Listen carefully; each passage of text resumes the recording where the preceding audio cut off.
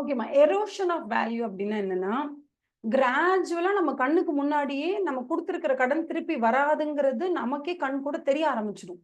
So அதுதான் வந்து நம்ம என்னன்னு சொல்லுவோம்னா, gradual destruction or diminution of something. ஆ அதுக்கப்புறமும் இத வந்து நம்ம சும்மா என்பிஏவா வச்சுக்கலாம். இத சப்ஸ்டாண்டர்டா வச்சுக்கலாம். இத டவுட்ஃபுல்லா வச்சுக்கலாம். நம்மளால வச்சுக்க முடியாது. ஏன்னா நமக்கு கண் கூட தெரியுது இது திருப்பி வராது அப்படின்னு. அந்த மாதிரி இருக்கிறது தான் இட்ஸ் கால்ட் அஸ் எரோஷன் அப்படின்னு சொல்லுவோம். இங்க பாருங்க. இப்ப இந்த இடத்துல பாருங்க. Erosion in the value of security. For example ஒரு வீட்டை வச்சு கடன் வாங்கியிருக்காங்க. அந்த வீட்டோட மதிப்பு இன்னைக்கு ஒண்ணுமே இல்லைன்னு ஆயிடுச்சு. அவங்க வீட்டை அடமானம் வைக்கும் போது 1 crore இந்த ப்ராப்பர்ட்டி போகும்னு சொல்லி தான் நம்ம வந்து என்ன பண்ணிருக்கோம், ஒரு 70-80 lakhs லோன் கொடுத்துருக்கோம். ஆனா இன்னைக்கு அந்த வீட்டோட மதிப்பு லெஸ் தேன் 50% போயிடுச்சு. அவங்க 1 கோடின்னு சொல்லி அதை அடமானம் வச்சாங்கன்னா இன்னைக்கு அந்த வீடு 50 லட்சத்துக்கும் குறைவா தான் அதை ரியலைஸ் பண்ண முடியும். Net realisable value of the house அப்படிங்கிறதே வெறும் என்ஆர்பி வந்து உங்களுக்கு என்ன ஆயிடுச்சு, net realisable value less than 50%க்கு போயிடுச்சு. பேங்க் அசஸ் பண்ணது 1 கோடிக்கு போகும்னு நினைச்சாங்க. ஆனா லாஸ்ட் டைம் இன்ஸ்பெக்ஷனுக்கு வந்த ஆபீசர் சொல்லிட்டாரு, இதெல்லாம் 50 லட்சத்துக்கு கூட போகாது. இப்ப இருக்கிற சிச்சுவேஷன் அவ்வளவு மோசமா இருக்கு ரியல் எஸ்டேட். 50 லட்சத்துக்கு குறைவா தான் இது போகும்னு சொல்லிட்டாங்க. அப்ப ஆட்டோமேட்டிக்கா நீங்க என்ன பண்ணிடுங்க, தயவு செய்து அந்த மாதிரி நமக்கு அடமானம் வச்சிருக்காங்கல்ல, அந்த செக்யூரிட்டி கொடுத்துருக்காங்கல்ல, அந்த செக்யூரிட்டியோடைய வேல்யூ நீங்க அசஸ் பண்ணதை விட 50% கீழே போயிடுச்சு அப்படின்னா அது டைரக்டா நீங்க டவுட்ஃபுல் கேட்டகரிக்கு கொண்டு வந்துருங்க. Straight away classify that under the doubtful category.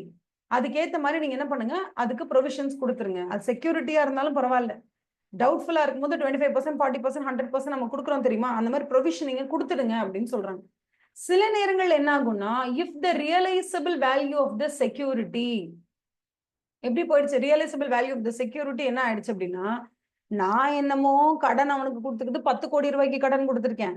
அந்த 10 கோடி ரூபாய் கடனுக்கு அவன் அடமானமா ஒரு ப்ராப்பர்ட்டி என்கிட்ட கொடுத்து அந்த 10 கோடியை வாங்கினான். ஆனா இன்னைக்கு அந்த ப்ராப்பர்ட்டியோட வேல்யூ இங்க 10 கோடி ரூபாய் எனக்கு கொடுக்கணும். ஆனா இந்த ப்ராப்பர்ட்டியோட வேல்யூ 1 கோடி கூட போகாது. விச் மீன்ஸ் நாங்க டோட்டலா கொடுத்துருக்கிற லோன்ல இருந்து ஒரு 10% கூட என்னால இந்த அசெட்ல இருந்து நான் வந்து ரிட்ரைவ் பண்ண முடியாதுன்னா இதை ஏன் நான் முதல்ல அசெட்டா நான் கன்சிடர் பண்ணணும், இது இனிமே எனக்கு லாஸ் அப்படின்னு சொல்றாங்க. நல்லா கவனிச்சு பாருங்க. If the realisable value of the house, நீங்க ஹவுஸ் எதனா அடமானம் வச்சிருக்கீங்கன்னு வச்சுக்கோங்களேன். If the realisable value of the house as assessed by the bank, ஓகேவா, or RBI is less than 10% of the outstanding in the borrower account. I mean, அந்த borrower கடன் வாங்கினவன் எனக்கு இன்னும் 10 கோடி ரூபாய் பே பேக் பண்ண வேண்டியதா இருக்கு. ஆனா அந்த 10 கோடி ரூபாய் அவன் எதை வச்சு அடமானம் வச்சு வாங்கினான், ஒரு ஹவுஸ் அடமானம் வச்சு வாங்கினான். இன்னைக்கு அந்த ஹவுஸோட ரியலைசபிள் வேல்யூ 1 கோடிக்கும் கீழே போயிடுச்சு. which means less than 10% of the outstanding balance in the account of the borrower. அப்படி போயிடுச்சுன்னா ஸ்ட்ரெயிட் அவே நீங்க அதை எப்படி கிளாஸிஃபை பண்ணணும், அது ஒரு லாஸ் அசெட்டா போடுங்கன்னு சொல்றாங்க. இதுதான் எரோஷன். இது வரைக்கும் எந்த கொஸ்டின் பேப்பர்ல நான் அந்த கொஸ்டின் பெருசா பார்க்கல. கேட்கறதுக்கான வாய்ப்புகள் இருக்கா அப்படின்னு கேட்டா இருக்கு. பட் ஒரு 2 மார்க்ஸ் கேட்பாங்க, அவ்வளவுதான். ஏன்னா செக்யூரிட்டி வேல்யூ லெஸ் than 50% போயிடும். அப்படி இல்லைன்னா உங்களோட பாரோவரோட அவுட்ஸ்டாண்டிங் அமௌண்ட் இருக்குல்ல, அதுல லெஸ் தேன் 10% தான் அந்த செக்யூரிட்டியோட வேல்யூவாவே இருக்கும். அப்படின்னா இது லாஸ் அசெட். டாப்ல சொன்னது என்னது, டவுட்ஃபுல் கேட்டகரிக்கு போடுவாங்க. இதுதான் வந்து எரோஷன் ஆஃப் வேல்யூ. இதுல ஏதாவது டவுட் இருக்கா? Do you have any other doubts? புரிஞ்சுச்சா? Do you have any other doubts? Shall we proceed? Next one. நீங்க ஏதாவது எல்ஐசி பாலிசி, அதுக்கப்புறமா வந்து ஏதாவது கோல்டு பாண்ட்ல இன்வெஸ்ட் பண்ணிருப்பீங்க, இல்லைன்னா கவர்மெண்ட் பாண்ட்ல இன்வெஸ்ட் பண்ணிருப்பீங்க. அந்த மாதிரி ஏதாவது ஒரு பாண்ட்ல இன்வெஸ்ட் பண்ணிருப்பீங்க. அந்த எல்லா இது எம்சிக்யூல கேட்டிருக்காங்களா? ஓகே, தியரி கொஸ்டின்ல கேட்கறது ரொம்ப கஷ்டம். அதான் சொல்றேன், ஏன்னா ரொம்ப சிம்பிள்ல. சும்மா லெஸ் தேன் 50%, லெஸ் தேன் 10%, இதை கொண்டு வந்து தியரி கொஸ்டின்ல கேட்டு ஒரு 4 மார்க்ஸ் கொடுக்கறதுல ரொம்ப கஷ்டம். பட் நம்ம படிச்சு வச்சுக்கலாம். எம்சிக்யூல கேட்கறது ஓகே, எம்சிக்யூல okay. Next one, advances against term deposit, அதுக்கப்புறம் வந்து நேஷனல் சேவிங் சர்டிபிகேட், இல்ல கோல்டு பாண்ட், அது இது லொட்டலஸ்க்கு ஏதாவது பெரிய பெரிய சர்டிபிகேட்டா வாங்கி வச்சிருக்கீங்கன்னா அந்த சர்டிபிகேட்டை கொண்டு போய் அடமானம் வச்சு பணம் வாங்கிக்கலாம். You can get advances against the term deposit certificate and all that.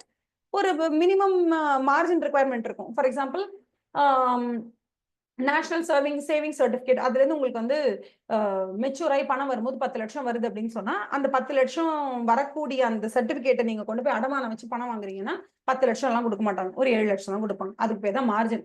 அடிக்குவேட்டான மார்ஜினை பிடிச்சிட்டு மிச்ச பணத்தை உங்களுக்கு கொடுப்பாங்க. ஓகேவா? அதுக்கடுத்தது அக்ரிகல்ச்சுரல் அட்வான்சஸ். அக்ரிகல்ச்சுரல் அட்வான்சஸை பொறுத்த வரைக்கும் நேச்சுரல் கெலாமிட்டினால பாதிக்கப்பட்டு யாராலையாவது அக்ரிகல்ச்சருக்காக வாங்கின பணத்தை திருப்பி கொடுக்க முடியலன்னா அதை தாராளமா பேங்க் என்ன பண்ணலாம், short term loan long term லோனா மாத்தலாம். அப்புறம் மாசம் மாசம் 10,000 அவங்க இஎம்ஐ பே பண்ற மாதிரி இருந்துச்சுன்னா அது மாசம் மாசம் 2,000 3,000 மாத்தலாம். இந்த மாதிரி ஏகப்பட்ட rescheduling, conversion short term into long term அது எல்லாமே அவங்க பண்ணலாம். இதுல இருந்து பெருசா கொஸ்டின்ஸ் வரப்போறது இல்லை. ஓகேவா? அதுக்கு அடுத்தது ஸ்டாஃப் மெம்பர்ஸ்க்கு லோன் கொடுக்குறீங்கன்னு வச்சுக்கோங்களேன். அது என்ன லோனா வேணா இருக்கலாம், ஹவுசிங் லோன், வெஹிக்கிள் லோன், அந்த லோன் இந்த லோன், எந்த லோன் கொடுக்கறதா இருந்தாலும் ஓகே. அந்த லோனை நீங்க ஒரு பேங்கரா இருந்து நார்மலா கொடுத்தீங்கன்னா அது அட்வான்சஸ்ல கிளாஸிஃபை பண்ணிக்கோங்க. நீங்க ஒரு பேங்கர்ன்ற ஃபார்மேட்ல அதை கொடுக்கல, நீங்க ஒரு எம்ப்ளாயர் ஒரு எம்ப்ளாய்க்கு கொடுத்தா எப்படி கொடுப்பீங்களோ அந்த மாதிரி நீங்க ஏதாவது ஸ்பெஷல் சலுகைகள்லாம் வச்சு நீங்க ஏதாவது கொடுத்துருக்கீங்கன்னா அதை தயவு செஞ்சு அட்வான்சஸ்ல போடாதீங்க, அதர் கேட்டகரியில போடுங்கன்னு சொல்றாங்க. ஓகேவா? அவ்வளவுதான். மத்தபடி வந்து ஒரு ஸ்டாஃப் மெம்பருக்கு நீங்க லோன் கொடுக்குறீங்க, அவங்க என்ன பண்ணுவாங்க, எப்பவுமே ஸ்டாஃப் மெம்பருக்கு லோன் கொடுக்கும்போது என்ன பண்ணுவாங்கன்னா இஎம்ஐ ஃபர்ஸ்ட் கட்ட மாட்டாங்க, ஃபர்ஸ்ட் பிரின்சிபல் பேமெண்ட்டை கட்டி முடிச்சிருவாங்க.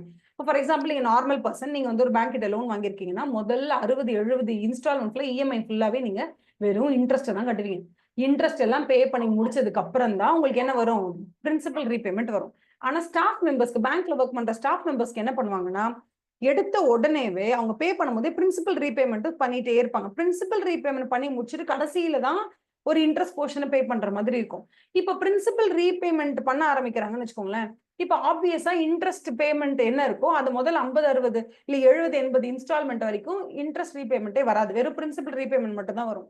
அப்ப முதல் 3 இன்ஸ்டால்மெண்ட் நீங்க பிரின்சிபல் ரீபேமெண்ட் மட்டும் தானே பண்ணிட்டு இருக்கீங்க, அந்த 3 மாசமும் நீங்க இன்ட்ரெஸ்ட் பேமெண்ட் பண்ணல. அப்போ உடனே வந்து பேங்க் நினைச்சுக்கலாமா, ஐயோ இவங்க என்ன இன்ட்ரெஸ்ட் நமக்கு பே பண்ணவே இல்லை 3 மாசமா, இவங்களை என்பிஏவா கேட்டகரைஸ் பண்ணிடலான்னு பண்ண முடியுமா? பண்ண முடியாது. ஏன்னா நீங்க தான் உங்களுக்கு அந்த அந்த ஆப்ஷனே கொடுத்தீங்க. ஃபர்ஸ்ட் பிரின்சிபல் பேமெண்ட்டை முடிச்சுட்டு அதுக்கப்புறமா நீங்க வந்து என்ன பே பண்ணிக்கலாம், இன்ட்ரெஸ்ட் பே பண்ணிக்கலாம். அப்ப அவங்களுக்கு இன்ட்ரெஸ்ட் பேமெண்ட் எப்போ வருதோ அதுல அவங்க ஏதாவது டிஃபால்ட்டா ஏதாவது டியூ வச்சிருக்காங்க அப்படின்னா அப்பதான் நீங்க என்ன பண்ணணும், அவங்கள என்பிஏவா கேட்டகரைஸ் பண்ணணும் அப்படின்னு சொல்றாங்க. ஓகேவா? அதுக்கு அடுத்தது இதுல நான் சொன்னேன்ல, நீங்க ஒரு எம்ப்ளாய்க்கு கொடுத்த மாதிரி கொடுக்குறீங்க அப்படின்னா அதை வந்து அதர் கேட்டகரியில வச்சுக்கணும். ஓகேவா? நீங்க எம்ப்ளாயரா கொடுத்துருக்கீங்க, நாட் அஸ் அ பேங்கர், ஆனா இங்க ஒரு எம்ப்ளாய்க்கு கொடுத்த மாதிரி கொடுத்துருக்கீங்கன்னா அந்த கடன்களை அதர் கேட்டகரியில வச்சுக்கோங்க. இல்ல நீங்க ஒரு பேங்கர் நார்மல் பர்சனுக்கு எப்படி கொடுத்துருக்கீங்களோ அப்படிதான் இவருக்கும் கொடுத்துருக்கீங்க அப்படின்னா அதை நீங்க அட்வான்சஸ் கேட்டகரியில வைங்கன்னு சொல்றாங்க. இதெல்லாம் அந்த அளவுக்கு இம்பார்ட்டன்ட் இல்லை, பாத்துக்கலாம் விடுங்க. இது ரொம்ப இம்பார்ட்டன்ட். அக்ரிகல்ச்சரல் அட்வான்சஸ் ரெண்டா பிரிக்கிறாங்க. ஒண்ணு வந்து ஷார்ட் டேர்ம் கிராப்லயே வந்து ஷார்ட் டேர்ம் கிராப்னு இருக்கு. ஷார்ட் டேர்ம் கிராப்னா என்னது, ஒரு வருஷத்துக்கும் கம்மியா தான் டைம் எடுக்கும். ஓகேவா? டைம் வந்து ஒரு வருஷத்தை விட கம்மியா தான் எடுக்கும், அது short term crop. Long term கிராப்னு இருக்கு. லாங் டேர்ம் கிராப் அப்படின்றதுன்னா மோர் தேன் 1 இயர், எடுத்துச்சுன்னா அது வந்து லாங் டேர்ம் கிராப். இப்ப ஷார்ட் டேர்ம் கிராப் இருக்குல்ல, ஆமா ஷார்ட் டேர்ம் கிராப் இருக்குல்ல, இதுக்காக நீங்க கடன் கொடுத்துருக்கீங்க. நீங்க கொடுத்த கடன் வந்து அவங்க மாசம் மாசம் பே பண்ண மாட்டாங்க. அவங்க என்ன மாசம் மாசம் அறுவடை பண்ணிட்டு இருக்காங்களா? அறுவடை பண்ணிட்டு தான் பே பண்ணுவாங்க. சோ அவங்களுக்கு வந்து என்ன crop season, for example less than 1 year crop season இருக்குது, எல்லாமே ஷார்ட் டேர்ம் கிராப் தான். ஃபார் எக்ஸாம்பிள் இப்போ ஒரு மல்லாட்டை எல்லாம் போடுறாங்கன்னு வச்சுக்கோங்களேன், கரெக்டா 95 நாள் தான், கிட்டத்தட்ட 3 மாசம் தான் கிராப் சீசனே. கடனை வாங்கியிருக்காங்க அப்படின்னா 3 மாசத்துல அவங்க திருப்பி கொடுக்குறேன்னு சொல்லி தான் வாங்குவாங்க. 3 மாசங்கிறது ஒரு கிராப் சீசன். ஓகேவா? இப்ப ஒரு அக்ரிகல்ச்சர் கடன் வாங்கியிருக்காங்க, கடனை வாங்கி 3 மாசம் திருப்பி தரேன்னு சொல்லியிருக்காங்க. மாசம் மாசம் அவங்க கட்ட மாட்டாங்க. 3 மாசத்துக்கு ஒரு தடவை, லைக் கடனை வாங்கினா 3 மந்த்ஸ் கழிச்சா கட்டுவாங்க. அப்பதான் அவங்க அறுவடை எல்லாம் பண்ணி கொடுப்பாங்க. 3 மந்த்ஸ்ன்றது வந்து நீங்க வச்சுக்கோங்களேன், 3 மந்த்ஸ்ல வேலையெல்லாம் முடிச்சு அதை கொண்டு போய் வித்து காசாக்கி கொண்டு வரதுக்கு 4 மந்த்ஸ் ஆயிடும்னு வச்சுக்கோங்க. 4 மந்த்ஸ் தான் கிராப் சீசன் வச்சுக்கோங்களேன். சோ இப்ப நீங்க கடனை வாங்கிட்டு போறீங்க, கடன் வாங்கின டேட்ல இருந்து பிளஸ் 4 மந்த்ஸ் ஆயிடுச்சு, ஆனா ரீபேமெண்ட் வரல. உடனே அது என்பிஏவா மாத்திடலாமா? வேண்டாம், இன்னொரு 4 மாசம் வெயிட் பண்ணுங்க. அந்த 4 மாசம் முடிஞ்சும் உங்களுக்கு இஎம்ஐ வரல, இல்ல ரீபேமெண்ட் வரலனா மட்டும் அதை என்பிஏவா மாத்திடுங்கன்னு சொல்றாங்க. சரி, இது ஓகே. இது லெஸ் தேன் 1 இயர்ன்றதுனால 2 கிராப் சீசன் நம்ம வெயிட் பண்றோம் என்பிஏவா மாத்துறதுக்கு.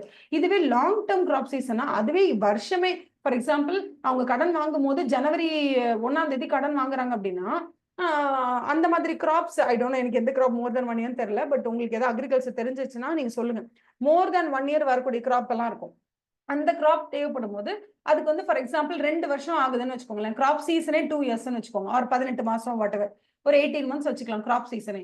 இப்போ இவங்க ஜான்வரி மந்த் வந்து இவங்க கடன் கொடுத்துருக்காங்கன்னா ஜான் டு ஜான் 12, அதுல இருந்து ஒரு 6 மாசம்.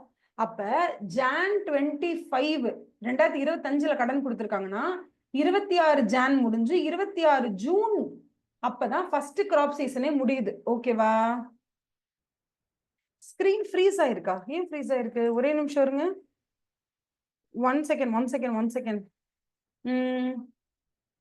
Why screen is freezed?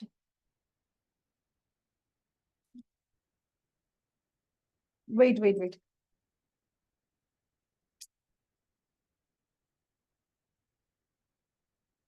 இதோ இருக்கு, இங்க எழுதிருக்கேன் பாருங்க. Crop less than 1 year. Okay, crop less than 1 year அப்படின்னு சொன்னா இந்த இடத்துல அந்த டேட்ல இருந்து அந்த லெஸ் தேன் 1 இயர் 4 மந்த்ஸ், அந்த 4 மந்த்ஸ் ஓகேவா, எந்த டேட் ஆஃப் லோன் கொடுத்துருக்காங்களோ அதுல இருந்து 4 மந்த்ஸ் வரைக்கும் வெயிட் பண்ணுவாங்க. அதுதான் ஒரு கிராப் சீசன். அந்த ஒரு கிராப் சீசன்ல பணம் வருதான்னு பார்ப்பாங்க. இல்லைன்னா இன்னொரு 4 மந்த்ஸ் வெயிட் பண்ணி அதுக்கும் வெயிட் பண்ணுவாங்க. வெயிட் பண்ணி பணம் வருதான்னு பார்ப்பாங்க.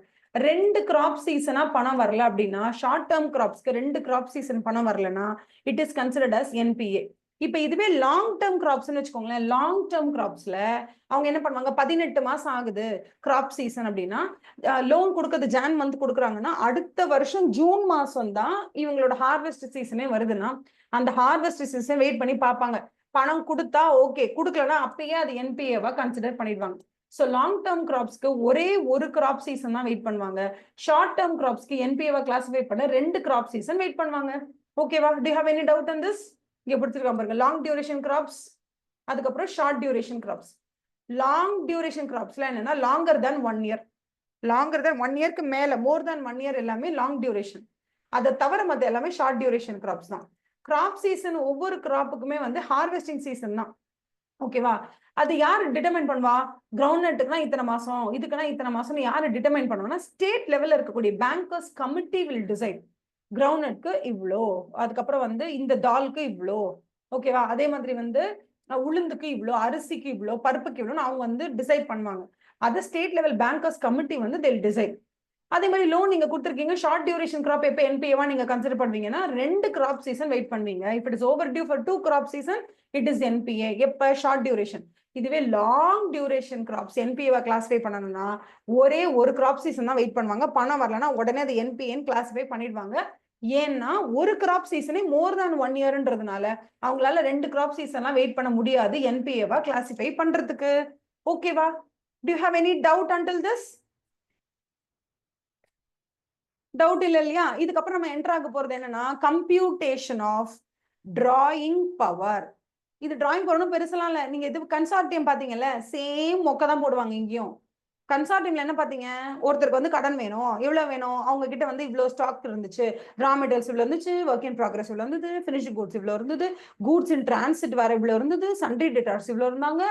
சன்ட்ரி டெட்டார்ஸ்னு சொல்லுவாங்க, இல்லைன்னா அது பேர் புக் டெட்னு சொல்லுவாங்க. புக் டெட்ஸ்னா நீங்க எத்தனை பேருக்கு பொருளை கொடுத்துருக்கீங்க, அவங்க இன்னும் உங்களுக்கு எவ்வளவு பணம் கொடுக்கணும், அது புக் டெட்னு சொல்லுவாங்க. எப்படியோ ஒண்ணு. ஆக மொத்தத்துல நீங்க என்ன சொல்றீங்கன்னா உங்களுக்கு வர வேண்டிய பணம் இல்ல ஸ்டாக்கா வந்து மாட்டிக்கிட்டு இருக்கிற பணம் வந்து 1000 கோடி இருக்கு அப்படின்னா இத பேஸா வச்சு நீங்க ஒரு 800 கோடி பணம் கேக்குறீங்கல்ல, அதுக்கு பேரு தான் டிராயிங் பவர். எனக்கு டிரா பண்ற பவர் வேணும், பணத்தை டிரா பண்ற பவர் வேணும். எதுல இருந்து? இந்த ஸ்டாக்ல இருந்து, சன்ட்ரி டெட்டார்ஸ்ல இருந்து வேணும்னு நீங்க கேட்பீங்க. யார்கிட்ட கேட்பீங்க? பேங்க் கிட்ட கேட்பீங்க. அப்ப பேங்க் என்ன பண்ணுவாங்க, நீங்க கேட்பீங்க ஜாலியா 1000 கோடி கொடுன்னு. 1000 கோடிக்கு நீங்க வர்த்தான்னு பார்க்கணும்ல. வர்த்தான்னு பார்க்கறதுக்காக உங்க க்ளோசிங் ஸ்டாக், அதுல இருக்க raw material, work in progress, finished goods, goods in transit, book debts, அது இது லொட்டு லொஸ்க் எல்லாத்தையும் எடுத்து பக்கவா எல்லாத்தையும் ஆடிட் பண்ணி பார்த்து கொண்டு அதுல எவ்வளவு தூரம் மார்ஜின் ஃபிக்ஸ் பண்ணணும். ஓகே, இவங்க கிட்ட மொத்தமா வந்து க்ளோசிங் ஸ்டாக்கு ஒரு 300 கோடிக்கு இருக்கு. ஆனா 300 கோடிக்கு இருக்கிறது அப்படி 300 கோடிக்கு விற்க முடியும். ஒரு 20% தள்ளுபடி பண்ணிடலாம். லைக் தள்ளுபடி மீன்ஸ் 300 கோடிக்கு க்ளோசிங் ஸ்டாக்கோட வேல்யூ இருக்குன்னா ஒரு 60 கோடியை நம்ம ரிஸ்க்கு வச்சுக்கலாம். வச்சுட்டு பேலன்ஸ் 240 crore தான் இவனுக்கு லோனே கொடுக்கணும் அப்படின்னு ஃபிக்ஸ் பண்ணுவாங்கப்பா. அந்த மாதிரி ஃபிக்ஸ் பண்றது அவங்களே சம்பளம். இது வந்து ஆக்சுவலி டிராயிங் பவர் வந்து கம்ப்யூட்டேஷன் டிராயிங் பவர் தியரிலாம் யாரும் கேட்க மாட்டாங்க. டைரக்டா சம்மு தான். எப்படி கொடுப்பாங்க? ஸ்டாக் இவ்வளவு இருக்கு, சன்ட்ரி டெட்டார்ஸ் இவ்வளவு இருக்கு, ஸ்டாக்ல அதுக்கப்புறம் கூட்ஸ் இன் டிரான்சிட் இவ்வளவு இருக்கு, கூட்ஸ் இன் டிரான்சிட்ல 25% டிஸ்கவுண்ட் பண்றாங்க, க்ளோசிங் ஸ்டாக்ல ஒரு 20% மார்ஜின் வச்சுக்கிறாங்க. சன்ட்ரி டெட்டார்ஸ்ல வந்து ப்ரொவிஷன்ஸ்க்கு, அதாவது நீங்க என்ன சொல்றீங்க, நீங்க ப்ரொவைட் பண்ணும்போது என்ன சொல்றீங்க, provisions for bad and doubtful debts. நீங்களே வந்து 500 கோடி வர வேண்டிய பணத்துல 50 கோடி நீங்களே ப்ரொவிஷன்ஸ் ப்ரொவைட் பண்ணிடுறீங்க. நீங்களே 450 crores தான் எங்க கிட்ட ப்ரொவைட் பண்றீங்க. நாங்க அதுல என்ன பண்ணுவோம்னா, ஓ நீ ஏன் 10% ப்ரொவிஷன் கொடுத்துருக்கேன்னா அந்த 450 நான் அப்படியெல்லாம் எடுத்துக்க மாட்டேன். அந்த 450ல ஒரு 20% கழிச்சிடுவேன். அப்ப நான் என்ன பண்ணுவேன், அதுல ஒரு 90 crores கம்மி பண்ணிடுவேன். கம்மி பண்ணிட்டு நான் 150 crores தான் உங்களுக்கு வந்து சன்ட்ரி டெட்டார்ஸ்க்குன்னு பணமே கொடுப்பேன். இந்த மாதிரி கால்குலேஷன் பண்ணிட்டு கடைசியா டிராயிங் பவரை நீங்க வந்து கரெக்டா மெஷர் பண்ணி போட்டுட்டீங்கன்னா அவ்வளவுதான். சம் 5 மார்க் கண்டிப்பா வரும். இந்த மாதிரி கொஸ்டின்ஸ் கண்டிப்பா வரும். அதுவும் இல்லாம லாஸ்ட் அட்டெம்ப்ட்ல டிராயிங் பவர் வரலன்னா இந்த வாட்டி கண்டிப்பா வரும். அது மட்டும் ஒரு தடவை பாத்துக்கோங்க. ஓகேவா? So mostly computation of drawing power எப்படி பண்ணுவாங்க? டிராயிங் பவர்னா என்னன்னு கேக்குறாங்க. It is an important concept of cash credit. பணம் வேணும், அந்த பணம் வந்து உன்னை எதை வச்சு நம்மளால வாங்க முடியும்? க்ளோசிங் ஸ்டாக் இருக்கு, சண்டே டேட்டாஸ் இருக்கு, புக்ல இருக்கக்கூடிய அசெட் அப்படியே காமிச்சு அப்படி நீங்க வாங்க போறீங்க. யார்கிட்ட இருந்து வாங்குவீங்க? பேங்க் கிட்ட இருந்து வாங்குவீங்க, இல்ல பினான்சியல் இன்ஸ்டிடியூஷன் கிட்ட இருந்து வாங்குவீங்க. அப்ப டிராயிங் பவர்ங்கிறதுனா it's the limit up to which a firm or a company can withdraw from the working capital limit. Working capital limit வந்து என்ன சாங்ஷன் பண்ணிருப்பாங்க? படி, உனக்கு 600 கோடி கூட கொடுக்கலாம். உன்னோட புக் எல்லாம் பார்த்தா 600 கோடி கூட கொடுக்கலாம். ஆனா இது வரைக்கும் நாங்க உனக்கு லோனே கொடுத்தது இல்ல. அதனால இப்போதைக்கு நாங்க உனக்கு சாங்ஷன் பண்றது என்னன்னா, திஸ் இஸ் லைக் 600 crores கூட உனக்கு கொடுக்கலாம், பிரச்சனை இல்ல. ஒர்க்கிங் கேபிட்டல் லிமிட்ங்கிறது you are eligible for 600, but we cannot sanction you 600. எங்களால வந்து உனக்கு 600 கோடிலாம் இப்ப கொடுக்க முடியாது. முதல்ல நாங்க 300 கோடி கொடுக்குறோம். இதை நீ 300 கோடியை வாங்கி எங்களுக்கு கரெக்டா ரீபே பண்ணு. இந்த மாதிரி 300 கோடி 10 வாட்டி வாங்கி வாங்கி கரெக்டா ரீபே பண்ணிட்டேன்னா அதுக்கப்புறம் நாங்களே என்ன பண்ணுவோம்? உனக்கு 600 கோடி கூட கொடுப்போம். ஆனா எடுத்த உடனே 600 crore எல்லாம் கொடுக்க மாட்டோம்னு சொல்லுவாங்க. இந்த 600 crore working capital limit sanctioned. எவ்வளவு சாங்ஷன் பண்ணலாம் மேக்சிமம்? அது 600 கோடி. இப்போ உங்களுக்கு டிராயிங் பவர் அப்படிங்கிறது வந்து என்னன்னா, இப்ப இல்ல 300. இப்போதைக்கு உங்களுக்கு இல்ல டிராயிங் பவர் என்னன்னா 300. டிபி வந்து 300, ஒர்க்கிங் கேபிட்டல் லிமிட்ங்கிறது 600. இததான் சொல்லுவாங்க. ஓகேவா? இங்க பாருங்க, சாங்ஷன் லிமிட் என்னன்னு கொடுத்துறாங்க பாருங்க. Is the total exposure that a bank can take on a particular client for facilities like cash credit. ஒரு பர்டிகுலர் கிளையண்ட்டுக்கு நம்ம எவ்வளவு கொடுக்க முடியும் மேக்ஸிமம், அதுதான் வந்து சாங்ஷன் லிமிட். நம்மளால இந்த கேகே என்டர்பிரைசஸ்க்கு 600 கோடி கூட கொடுக்க முடியும். ஆனா நான் என்ன பண்ணிருக்கேன் அப்படின்னா 600 crores கூட என்னால அவனுக்கு கொடுக்க முடியும். பட் இப்போ நான் என்ன பண்றேன்? Drawing power refers to the amount calculated based on primary security less margin as on the particular date. I can give him even 600 crores, but அவனோட புக்ஸ்ல இருக்கிற அவனுடைய பிரசன்ட் கண்டிஷனை பார்த்து அவனோட ரீபேமெண்ட் கேப்பபிலிட்டியை பார்த்து நான் என்ன டிசைட் பண்றேன்னா, டிராயிங் பவர் அவனுக்கு 300 தான், அதுக்கு மேல இப்ப அவனுக்கு கொடுக்க முடியாதுன்னு நீங்க டிசைட் பண்றீங்க. So drawing power is 300, sanctioned limit might be 600. So the maximum limit to which I can sanction you money can be 600. But இந்த 600 கோடிக்கு நீ வர்த்தா இருந்தா தான் நான் கொடுப்பேன். உன் புக் வேலையில நீ சும்மா காட்டலாம் 600 கோடிக்குன்னு. ஆனா நான் என்னோட மெத்தடாலஜியில கால்குலேட் பண்ணும்போது உனக்கு 600 கோடிக்கு நீ எலிஜிபிள், வர்த்து, உன்னால் ரீபே பண்ண முடியும், எனக்கு உன் மேல அந்த கிரெடிபிலிட்டி இருக்குன்னா தான் நான் கொடுப்பேன், எல்லாம் கொடுக்க மாட்டேன். மற்றபடி வேற ஒன்றும் இல்லப்பா, இது எல்லாமே கதை தான் சும்மா. ஓகேவா? Considerations all account should be kept within both the drawing power and sanction limit at all times. கண்டிப்பா நமக்கு எவ்வளவு டிராயிங் பவர் கொடுக்குறாங்களோ அதுக்குள்ளதான் நம்ம வைக்கணும். சாங்ஷன் லிமிட் அவ்வளவு இருக்கேன்னு அதெல்லாம் போகக்கூடாது. நமக்கு என்ன டிராயிங் பவர் இருக்கோ அதுக்குள்ளதான் நம்ம வச்சுக்கணும். அதுக்கப்புறம் accounts which exceed the sanctioned limit or drawing power or against unapproved securities, ஓகேவா, or are against unapproved securities or otherwise irregular should be brought to the notice of the management or head office irregularly. அதாவது என்ன சொல்றாங்கன்னா, சில manager என்ன பண்ணுவாங்க, தெரிஞ்சவங்க மாமன் மச்சான் அப்படின்னு சொல்லிட்டு என்ன பண்ணிடுவாங்கன்னா, அந்த பர்டிகுலர் பிரைவேட் லிமிடெட் கம்பெனில 50 கோடிக்கு இதுவுமே வரத்தே கிடையாது அப்படின்னாலுமே அவங்க என்ன பண்ணுவாங்க, சும்மா அன்அப்ரூவ்டு செக்யூரிட்டிஸ் எதையாவது ஒன்று வச்சுக்கிட்டு, அன்அப்ரூவ்டு செக்யூரிட்டினா ஏதாவது how do you call that, இப்ப நம்ம சொல்றோம் இல்லையா, இந்த நேஷனல் சேவிங் சர்டிபிகேட் இல்ல ஷேர் சர்டிபிகேட், அந்த மாதிரி அன்அப்ரூவ்ட் சர்டிபிகேட்ஸ், அந்த மாதிரி அதெல்லாம் அன்அப்ரூவ்ட் சர்டிபிகேட்ஸ் இல்ல, நான் சொல்றது அந்த மாதிரி சர்டிபிகேட்ஸ் நம்ம கொடுக்கறதா சொல்லி போகஸா ஏதாவது கொடுத்து இந்த மேனேஜரோட தெரிஞ்சவங்க அப்படிங்கறதுனால இவர் என்ன பண்ணிடுவார், 50 கோடி வந்து சாங்ஷன் பண்ணிடுவார்.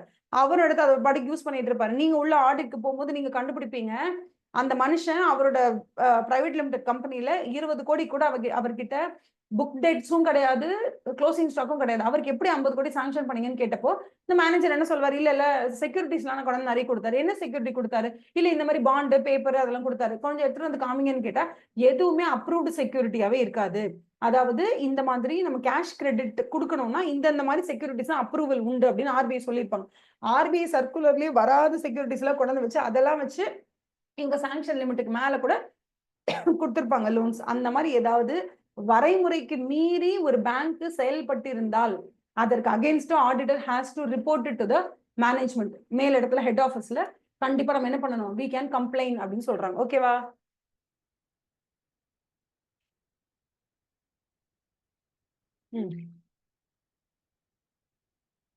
போதுமான அளவு கரண்ட் அசெட் அவங்க காமிக்கணும். அது ஸ்டாக்காவும் காமிக்கலாம், அப்படி இல்லைன்னா சன்ட்ரி டேட்டாஸாவும் காமிக்கலாம். அடிக்வசி ஆஃப் கரண்ட் அசெட்ஸ் இருந்துச்சுன்னா கண்டிப்பா என்ன கொடுக்கலாம், நம்ம அவங்களுக்கு ஒர்க்கிங் கேபிட்டலோட டிராயிங் பவரை கொடுத்துடலாம் அப்படின்னு சொல்றாங்க. லார்ஜ் பாரோவர்ஸ் வந்து ஸ்டாக் ஸ்டேட்மெண்ட் அதை வச்சு கொடுப்பாங்க, டிராயிங் பவர் இஸ் கால்குலேட்டர்னு சொல்றாங்க. அதுக்கப்புறம் மோஸ்ட்லி என்னன்னா இதுல வந்து இந்த 3 மாசங்கிற டைம் வந்து இட்ஸ் வெரி இம்பார்ட்டன்ட். என்ன அப்படின்னா நீங்க வந்து போன வருஷம் for example March 31 year ending அப்போ உங்களோட க்ளோசிங் ஸ்டாக் இவ்வளவு இருந்துச்சு, அப்போ உங்களோட புக் டேட்ஸ் இவ்வளவு இருந்துச்சுன்றதை கொண்டு வந்து 6-7 மாசம் கழிச்சு கொண்டு வந்து பேங்க் கிட்ட கொடுத்து அந்த போன வருஷத்தோட இயர் எண்டிங் ஸ்டேட்மெண்ட் கொடுத்தலாம் லோன் கேட்க கூடாது.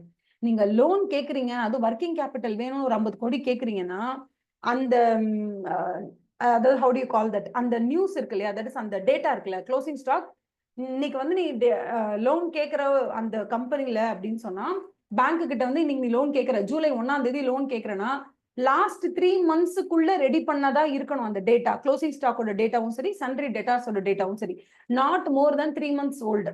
3 மந்த்துக்கு மேல பழைய டேட்டாவா இருந்துச்சுன்னா பேங்க் உடனே சொல்லுவாங்க புது டேட்டா ரெடி பண்ணி எடுத்துட்டு வாங்க, ஆடிட்டர் கிட்ட சைன் வாங்கி அப்பதான் நாங்க என்ன பண்ணுவோம் அதை கன்சிடர் பண்ணி உங்களுக்கு கேஷ் கிரெடிட் லோன் கொடுப்போம் சொல்லிடுவாங்க. ஓகேவா? இல்ல ஆடிட்டரோட கன்சர்ன் என்ன அப்படின்னா இந்த இடத்துல stock statements, quarterly returns and other statements submitted by the borrower to the bank should be scrutinized in detail. ஏன்னா நீங்க வந்து பேங்க் ஆடிட் குள்ள போறீங்க, பேங்க் ஆடிட்க்கு நீங்க உள்ள போகும் பொழுது அந்த இடத்துல ஒருத்தர் வந்து என்ன பண்றாரு, எங்கிட்ட க்ளோசிங் ஸ்டாக் இவ்வளவு இருக்கு, சண்டே டேட்டாஸ் இவ்வளவு இருக்காங்கன்னு ஒரு ஸ்டாக் ஸ்டேட்மெண்ட் காமிச்சு லோன் வாங்கிட்டு போயிடுறாங்க. இந்த ஸ்டாக் ஸ்டேட்மெண்ட் உங்ககிட்ட ஒண்ணு காமிக்கிறாங்கல்ல, இது உண்மையாவே அங்க க்ளோசிங் ஸ்டாக் அந்த வேல்யூ இருக்கா, உண்மையாவே அவனோட புக்ஸ் ஆஃப் அக்கவுண்ட்ஸ்ல சண்டே டேட்டாஸ் இந்த அளவுக்கு வேல்யூ இருக்காங்களா அப்படின்னு ஒரு பேங்கோட ஆடிட்டர் போய் செக் பண்ணுவார். அந்த இடத்துல செக் பண்ணி பார்ப்பாங்க, ரேண்டமா செக் பண்ணி பார்த்துட்டு நிஜமாவே அவனோட புக் வேல்யூ அந்த அளவுக்கு 100 கோடிக்கு வச்சிருந்துதான் அந்த ஆஃப்டர் மார்ஜின் டிடக்ஷன் எல்லாம் போட்டுட்டு 50 கோடி கொடுத்துருக்காங்களா இல்ல அது போகஸா அப்படின்னு செக் பண்ண வேண்டிய பொறுப்பு ஒரு பேங்கோட ஆடிட்டருக்கு உண்டு. So the auditor annual report submitted by the borrower should be scrutinise. நம்ம எதெல்லாம் ஸ்க்ரூட்டினைஸ் பண்ண பாருங்க, அவனோட ஸ்டாக் ஸ்டேட்மெண்ட்டை ஸ்க்ரூட்டினைஸ் பண்ணணும், அவனுடைய ஆனுவல் ரிப்போர்ட் ஸ்க்ரூட்டினைஸ் பண்ணணும், மந்த்லி ஸ்டாக் ஸ்டேட்மெண்ட் கேட்போம் நம்ம. ஏன்னா அவன் க்ளோசிங் ஸ்டாக் இருக்குன்னு சொல்லி தான் லோனே வாங்கியிருப்பான். ஒன்னு க்ளோசிங் ஸ்டாக் கட கட கடன் வித்துட்டான்னு வச்சுக்கோங்களேன், கேஷ் வித்து கேஷ் வாங்கி செலவு பண்ணிட்டு போயிட்டானா க்ளோசிங் ஸ்டாக் அந்த அளவுக்கு மெயின்டைன் ஆகுதா? ஃபார் எக்ஸாம்பிள் 1 கோடிக்கு க்ளோசிங் ஸ்டாக் இருக்குன்னு சொல்லி உங்ககிட்ட கடனை வாங்குறாங்க, க்ளோசிங் ஸ்டாக் எல்லாத்தையும் கேஷ் யார்கிட்ட வித்துட்டாங்க, கேஷ் அவன் கையில வந்துச்சு, அவன் உங்ககிட்ட இன்னும் பே பண்ணவே இல்லை, அவன் படிக்க எத்தனை ஓடி போயிட்டானா என்ன பண்ணுவீங்க? ஸோ எவ்ரி மந்த் நீங்க வந்து அந்த பிசினஸ் கிட்ட இருந்து அந்த யார் உங்ககிட்ட கடன் வாங்கினாங்களோ அவங்க கிட்ட எவ்ரி மந்த் நீங்க ஸ்டாக் ஸ்டேட்மெண்ட் கேட்டுட்டே இருப்பீங்க. மந்த்லி ஸ்டாக் ஸ்டேட்மெண்ட் உங்களுக்கு வந்துட்டே இருக்கணும். அது அந்த பேங்கோட ஆடிட்டர், கன்கரண்ட் ஆடிட்டரோ இல்லை வாட் எவர், அவங்க கண்டிப்பா அதை என்ன பண்ணணும், they have to scrutinise it, scrutinise பண்ணி அதை கம்பேர் பண்ணணும். கரெக்டா இவங்க சப்மிட் பண்ணிருக்காங்களே அந்த டீடைல்ஸ்க்கும் இங்க கொடுத்துருக்கிற கடனுக்கும் எல்லாமே கரெக்டா இருக்கா, இதெல்லாம் ஆடிட்டர் வந்து கண்டிப்பா செக் பண்ணணும், ஸ்டாக் ஸ்டேட்மெண்ட் செக் பண்ணணும். யூஸ்வலி இந்த டிராயிங் பவர் எப்படி கம்ப்யூட் பண்ணுவாங்கன்னா, நான் சொன்ன மாதிரி க்ளோசிங் ஸ்டாக் புக் டேட்ஸ் எல்லாத்தையும் போட்டுட்டு அதுல இருந்து ஒரு மார்ஜினை மைனஸ் பண்ணிட்டு பேலன்ஸ் என்ன அமௌண்ட் இருக்கோ அதை போட்டுருவாங்க, அவ்வளவுதான். இந்த இடத்துல ஸ்டாக் ஆடிட்னு ஒண்ணு இருக்கு, இதை வந்து ரொம்ப இம்பார்ட்டன்ட் மார்க் பண்ணிக்கோங்க. இது ஒரு தனி கொஸ்டினா வரதுக்கு நிறைய சான்சஸ் இருக்கு. What is a stock audit? Stock ஆடிட்டை ஃபர்ஸ்ட் ஆஃப் ஆல் யார் கேரி அவுட் பண்ணுவான்னு பாத்துக்கோங்க. Stock audit is carried out by the bank.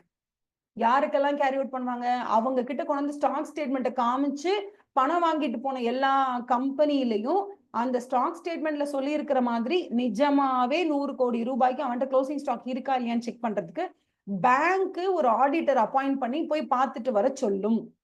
அப்ப இந்த stock audit should be carried out by the bank for all the accounts having funded exposure of more 5 கோடி ரூபாய்க்கு மேல இந்த bank யாருக்கெல்லாம் ஓவர் டிராஃப்ட் கேஷ் கிரெடிட் கொடுத்துருக்காங்களோ எல்லாருக்குமே stock audit பண்ணுவாங்க.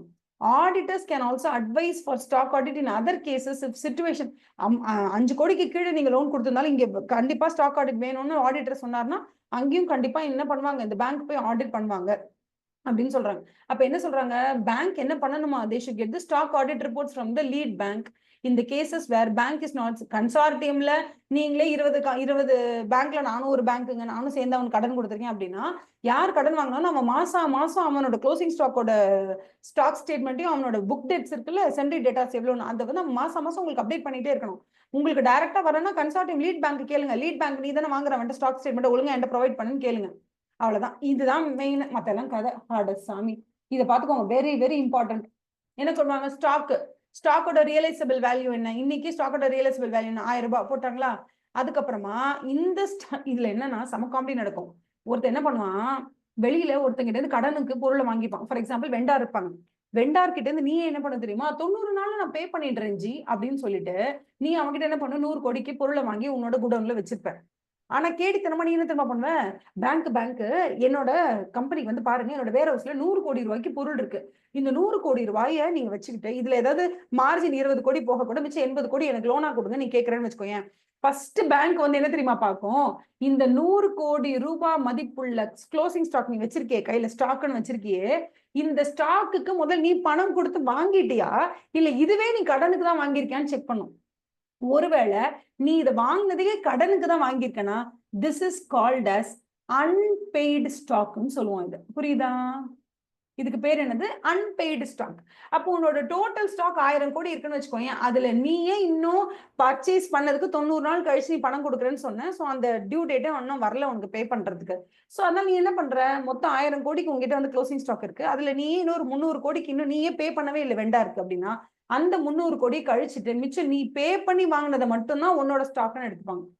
மிச்சம் 300 கோடி நீயே கடனுக்கு வாங்கி வச்சிருக்க. அங்க கடனுக்கு வாங்கி இங்க வச்சு இதை வச்சு இன்னொரு கடன் வாங்குவியா? டுபாக்கு ஒரு அடி அடி நிமித்திடுவாங்க. அதனால நீ என்ன பண்ணும், அந்த 1000ல இந்த 300 மைனஸ் பண்ணி 700.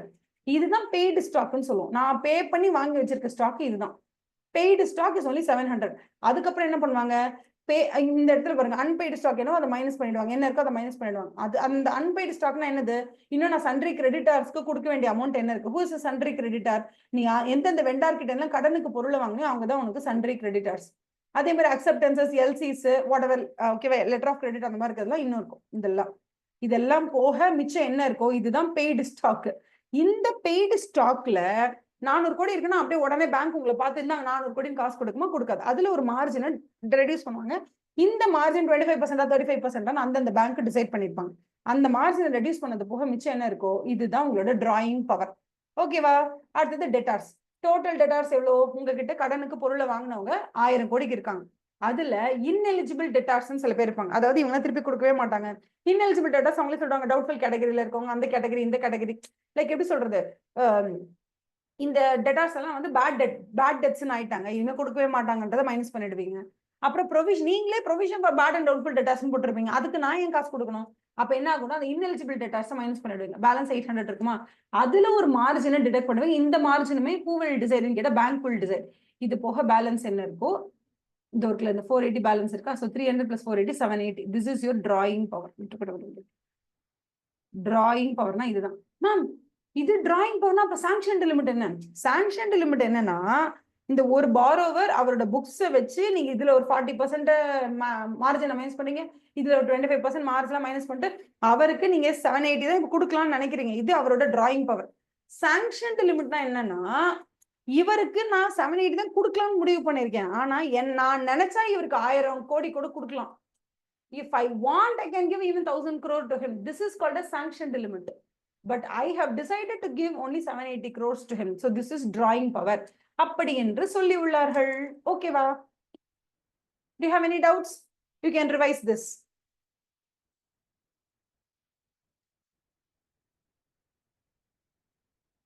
In the blue box, it's very, very, very, very important. Calculation of drawing power is very important. அதுக்கப்புறம் அந்த இது டவுட்ஃபுல் கேட்டகரி அசெட்ஸ் 1 2 3, அப்புறம் அந்த எஸ்எம்ஏல 0 1 2, நான் என்பிஏனா என்ன, அவுட் ஆஃப் ஆர்டர்னா என்ன, ஓவர் டியூனா என்ன, இதெல்லாம் வெரி இம்பார்ட்டன்ட். அதனால தான் சொல்றது பேங்க் ஆடிட்லாம் விட்டுட்டு போகவே கூடாது. பேங்க் ஆடிட்லாம் படிச்சா மார்க், இன்னும் சொல்லுங்க படிச்சா வேலை, அந்த மாதிரி பேங்க் ஆடிட்லாம் வெரி வெரி இம்பார்ட்டன்ட். இப்போ இன்டர்மீடியட்ல இவ்வளவு இம்பார்ட்டன்ட்னா ஃபைனல்ல இதை விட ரொம்ப இம்பார்ட்டன்ட் பேங்க் ஆடிட். இங்க இருக்கிற மாதிரி அப்படியே இன்னும் 3 times 4 times ஹெவியா இருக்கும் ஃபைனல் எல்லாம். ஓகேவா? இது சூப்பரா படிச்சுக்கணும். நீங்க ஒரு தடவை ரிவைஸ் பண்ணிக்கோங்க அழகா.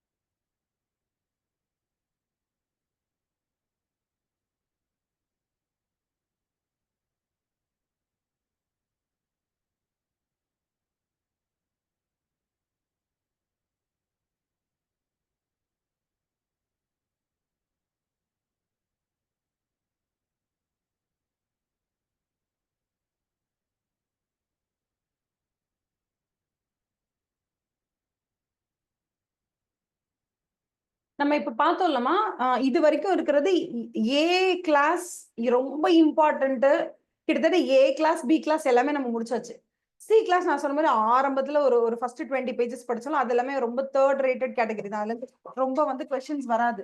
அதையும் தாண்டி நீங்க வந்து படிக்கணும்னா லாஸ்ட்ல வந்து உங்களுக்கு என்னன்னா you have audit of 3 items. ஒன்று வந்து audit of revenue items, audit of expense items, அதுக்கப்புறம் ஆடிட் ஆஃப் அட்வான்சஸ். இந்த 3 இருக்கும். இது 3மே ரொம்ப நார்மலா இருக்கும்.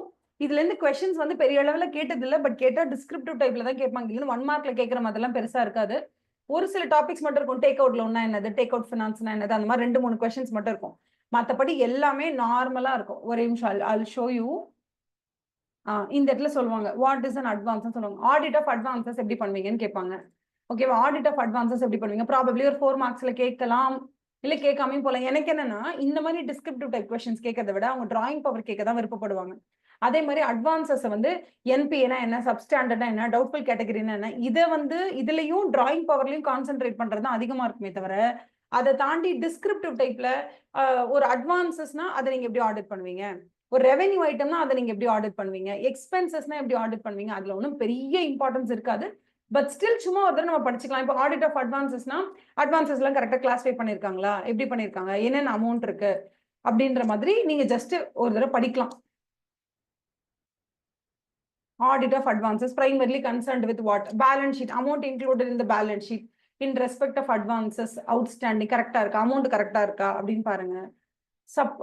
லோன் டாக்குமெண்ட்ஸ் எல்லாம் கரெக்டா இருக்கான்னு பாருங்க.